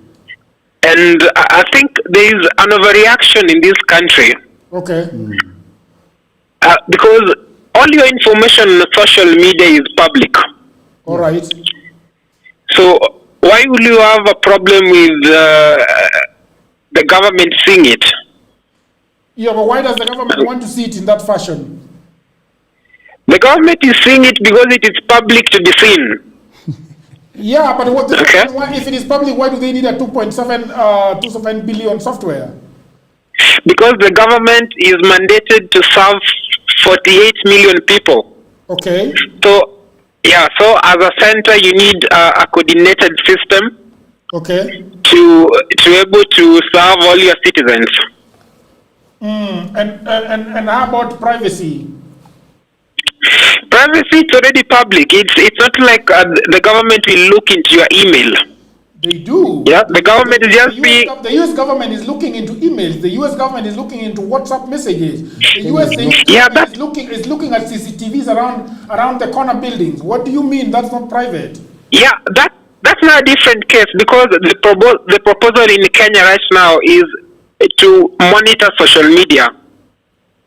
Okay, but even in the U.S., I remember Obama in response to the Snowden case once said that the government has to look at something for it to prepare for security incidents.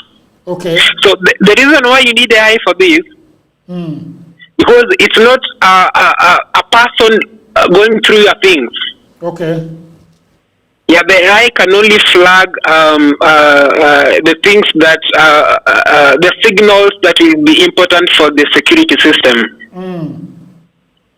Yeah, so it's not that bad. Something interesting that I want to ask you about. The government is talking in one instance. The government is talking about misinformation, and malinformation. But then again, they are tongue-in-cheek. They are talking about enhancing the corporate image, visibility, identity, and reputation of the government programs and projects. Those are two things.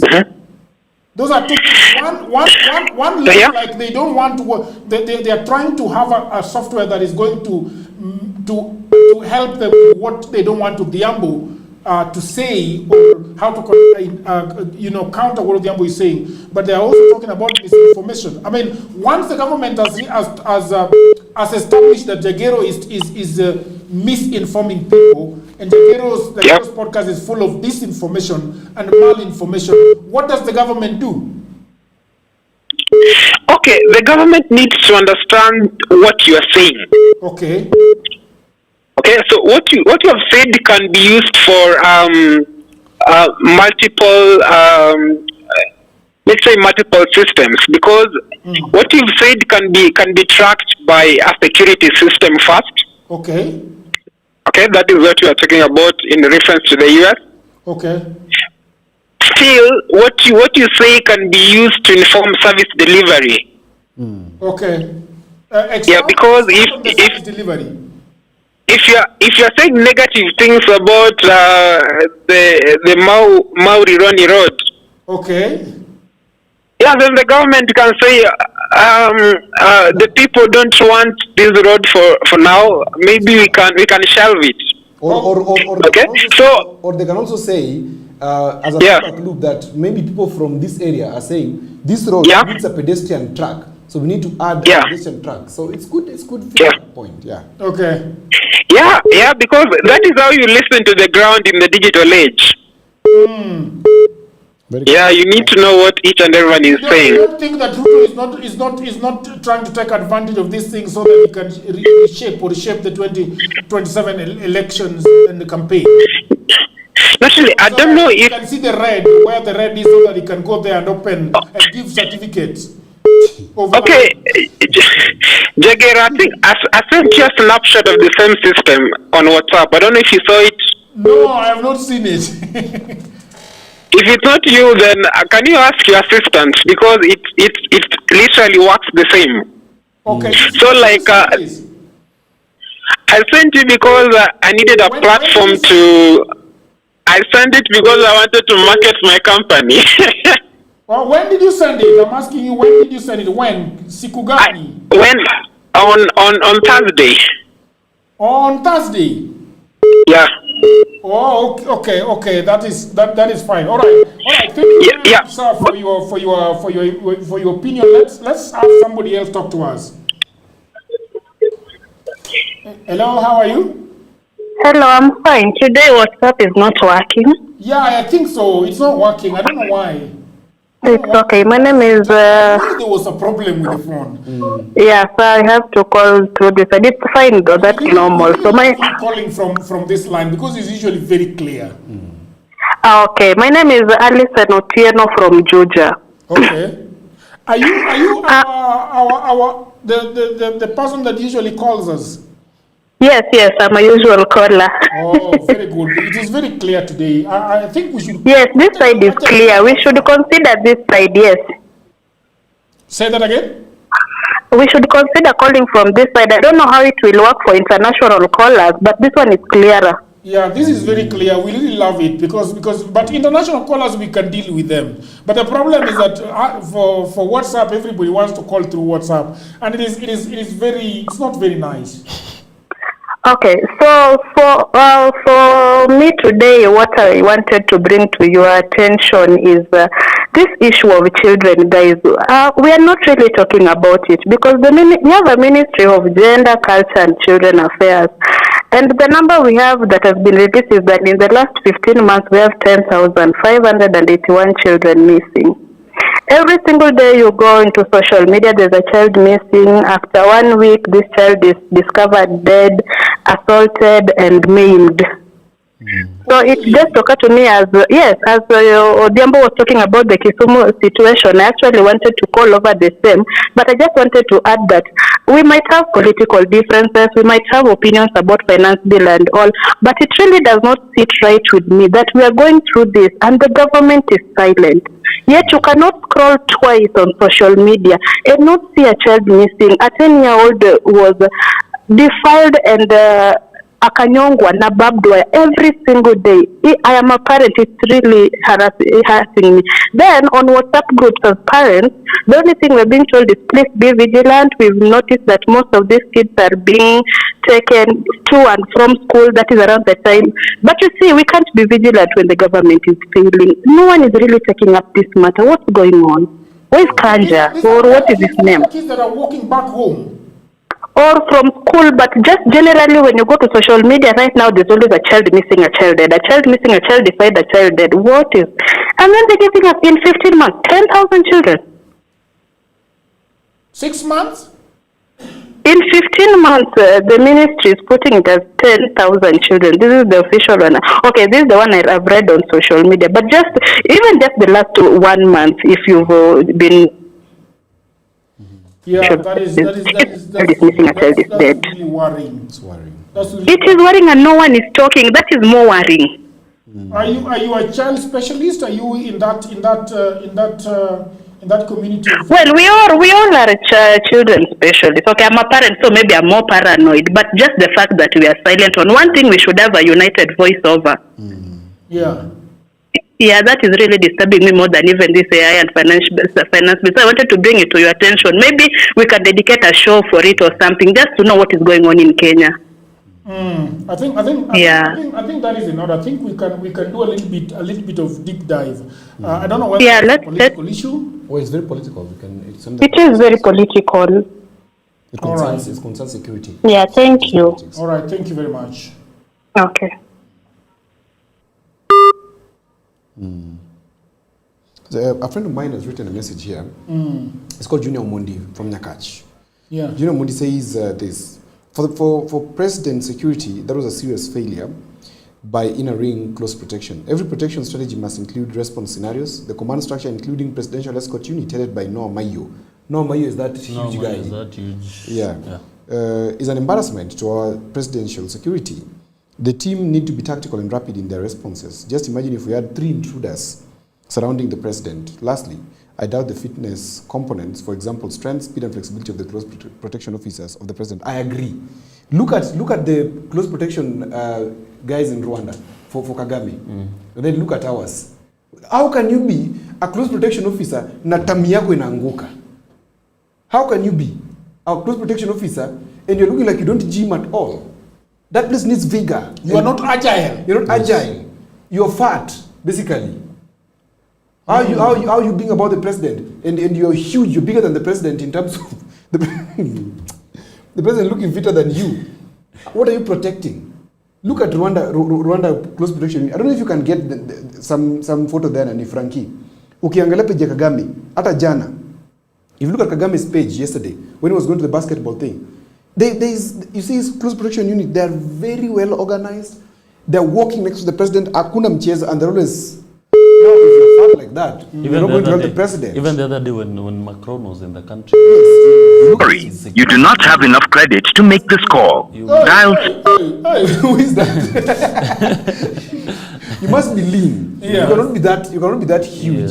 Then you're providing security. What are you securing if yourself are insecure in terms of your body? It's tough. And on the issue of Kisumu Jagero, I think Professor Nyang'nyongo is very lucky that Raila passed on at the moment when he's serving his second term. Yeah. And because when you look at his first term, he's really performed very poorly. But if you see on the clean edge of Raila Amolo Odinga in 2022 general elections for him securing a second term, then it was really a landslide for him. It was very soft. But if it was really at a time when Raila has passed during when he has not even finished his first term, then I think Kisumu would have experienced better in 2027, or if it would have happened earlier in 2022. So I don't know, because it was a survival that Raila had passed on while he's in second term. Now nothing can happen, nothing can happen to him. He has no risk of losing anything, and I think he's very lucky. Hello?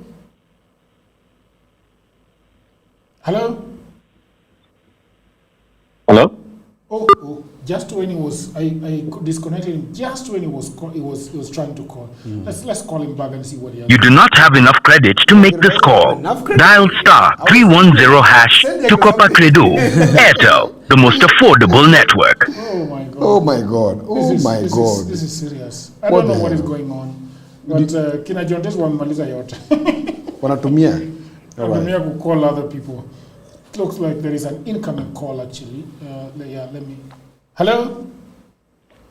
Hello, good morning, Jagero. How are you doing? Good morning. That is very clear. Where are you calling us from? What's your name? I'm calling from the US. Name is Brian Obara. Very, very nice. How is the US? The US is okay. Trump ndo anatupeleka mbio hapa kidogo, but we are okay. Calling from North Carolina, Raleigh. Yeah, there is a saying in Luo. What is nyach in English? STDs. They always say that is STD. That is they always say what? STD that you brought upon yourself. That's what the Luos will tell you. Say what? Say that again. I didn't get it clear. I didn't get you clearly, sir. Yeah, say that again. No, I am saying, are you getting me? Yeah, I'm getting you. That in Luo culture, when you get a sexually transmitted disease, they say that is something that you brought upon yourself. So I think Trump is something that the US has brought upon themselves. So it's all good. Oh yes. Gini tonewa kelo ni wanwa Exactly. Luo. Very good. Yeah. So what? Yeah, I'm Luo.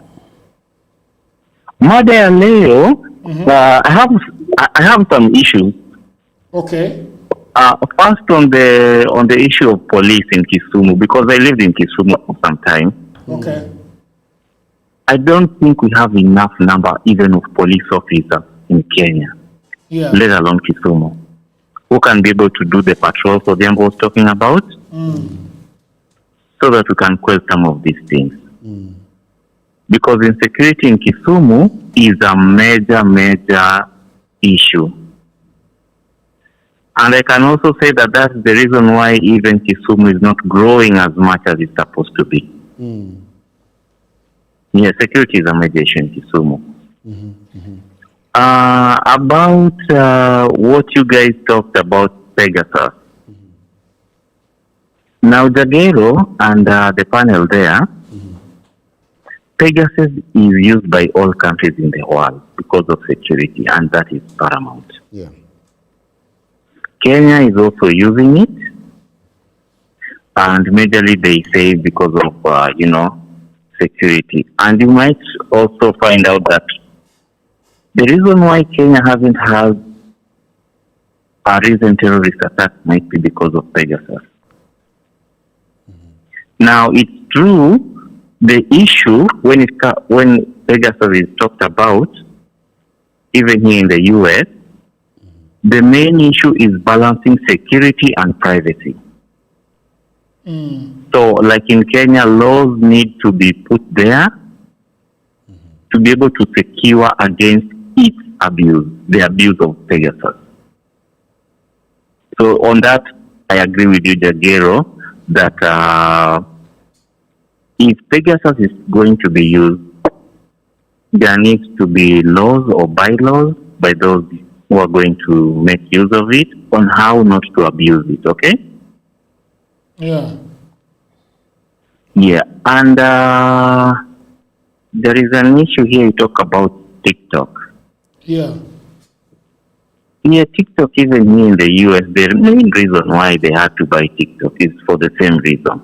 Because, government normally collects data and wants to find out where the country is going, the direction of the country, especially the young people. Because the truth is this, Jagero, Yeah. normally, people are normally headed and told which direction to take. That's a fact, and that's the reason why even somebody like Raila in Luo Nyanza and Western, he was the one who was herding some of us. Okay. Okay? And that is what Gachagua is trying to do in Central right now. He's trying to become a Raila in Central. Okay.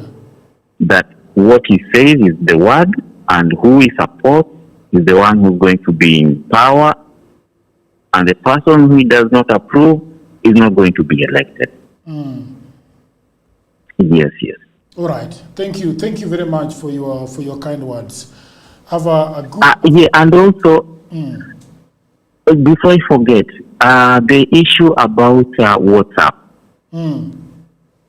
Because I called yesterday and I talked, and I tried calling today, but I wasn't able to go through.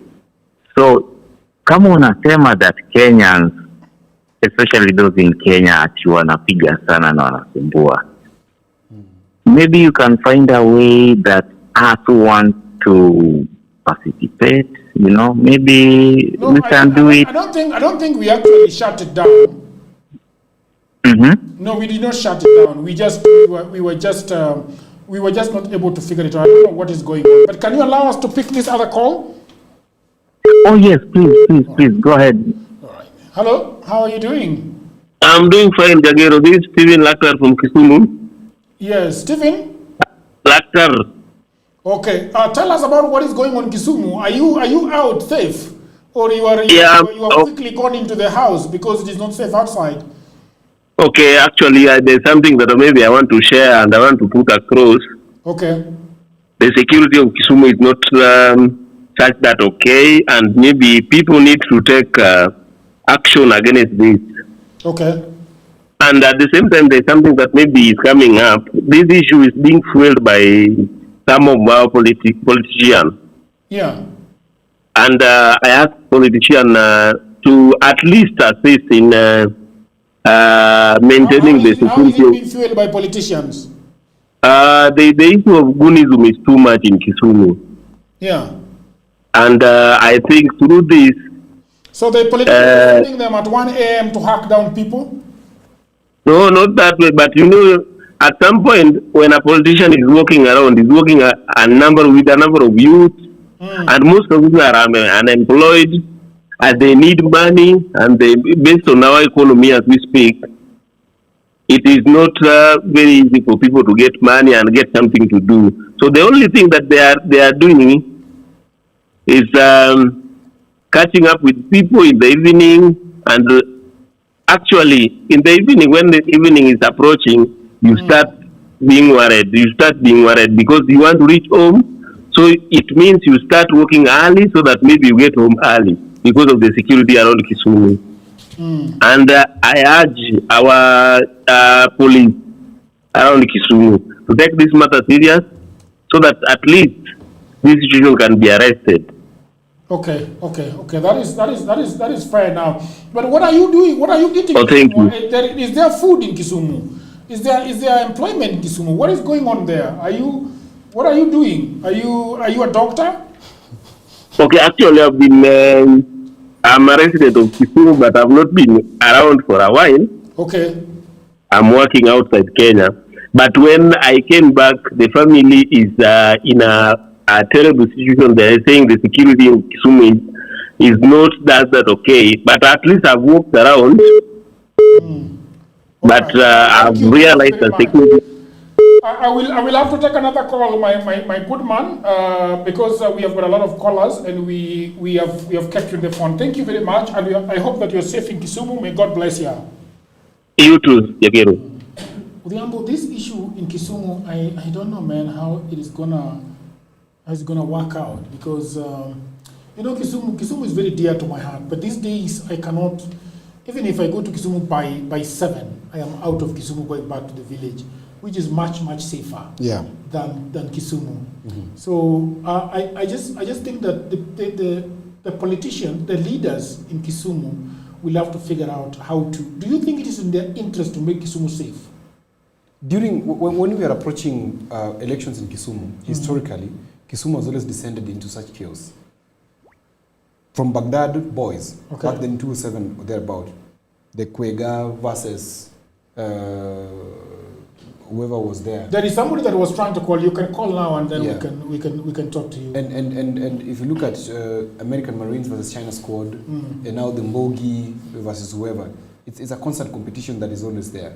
And politicians are the ones who are growing this nonsense in Kisumu, of course, because they engage these guys in petty defensive or security contracts, which are not really proper, because these guys are not trained in security. They're only bodies. Bodies are those guys who work on a mill, you know? And that emboldening, these guys, when they go back to the slums, they become slum champions. Like this, ndio anafanyaga na nani, ule mtu wa gava, yeah? So when things go south, they are able to, one, access knives, etc. Because whenever a crime happens, whenever they commit a crime, they're able to be bailed out. Like, for example, the ones who attacked Osotsi, you're not seeing anything happening to them. Yeah. Do you think these people, when they come back from their hiding, because I know the gentleman who did that, for example, that short boy, is somebody known to me very well. Do you think when he comes back, there's anything that will happen to him? He will be emboldened to do. Where is he? He's disappeared. Obviously, they crossed the border to Tanzania. It is well known in Kisumu. It's called Kupiga Sanga. They piga Sanga, then they feature white. So now they're in Tanzania or wherever. After 6 months or 1 year, they're back with the same criminal profile. They're still doing the same things. Then again, they disappear. They never. And that's why you see in Ahero, for example, this nonsense was there. What happened in Ahero? They murdered these thieves. Mob justice. Murder, literally. Mob justice, and that nonsense stopped. Maybe Kisumu will go that route shortly. Yeah, we are about to see people being burnt in Kisumu in the streets. It will happen, I can assure you. But I feel like Kisumu is very much afraid of these goons, of these murderers. Kisumu is not afraid. They don't seem to be taking the people who will do this thing, the other person is the picky guys. Because they are the ones who are being accused. For example, let me tell you, if today it is enforced that you can only carry 1 pillion passenger, you're already cutting down that thing. Then it is enforced that there's no border that's going to operate beyond 11 p.m. or actually beyond 9 p.m. and is restricted. No moving in the estates. Border baki kwa barabara. Barabara will start losing revenue. What will they do? They will have to push out these people because they know them. I'm not saying the barabaras are the ones doing it, but these people are not even in the villages. They're not. People are just afraid that nikiongea huyu jamaa atakuja kunipiga ama ataniua.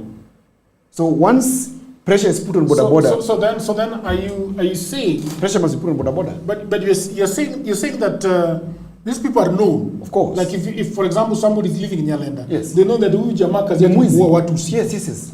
Really? Yes. It is known, Jagero. We know huyu ni mwizi, huyu ni watchman, huyu anataka red light district. It is known.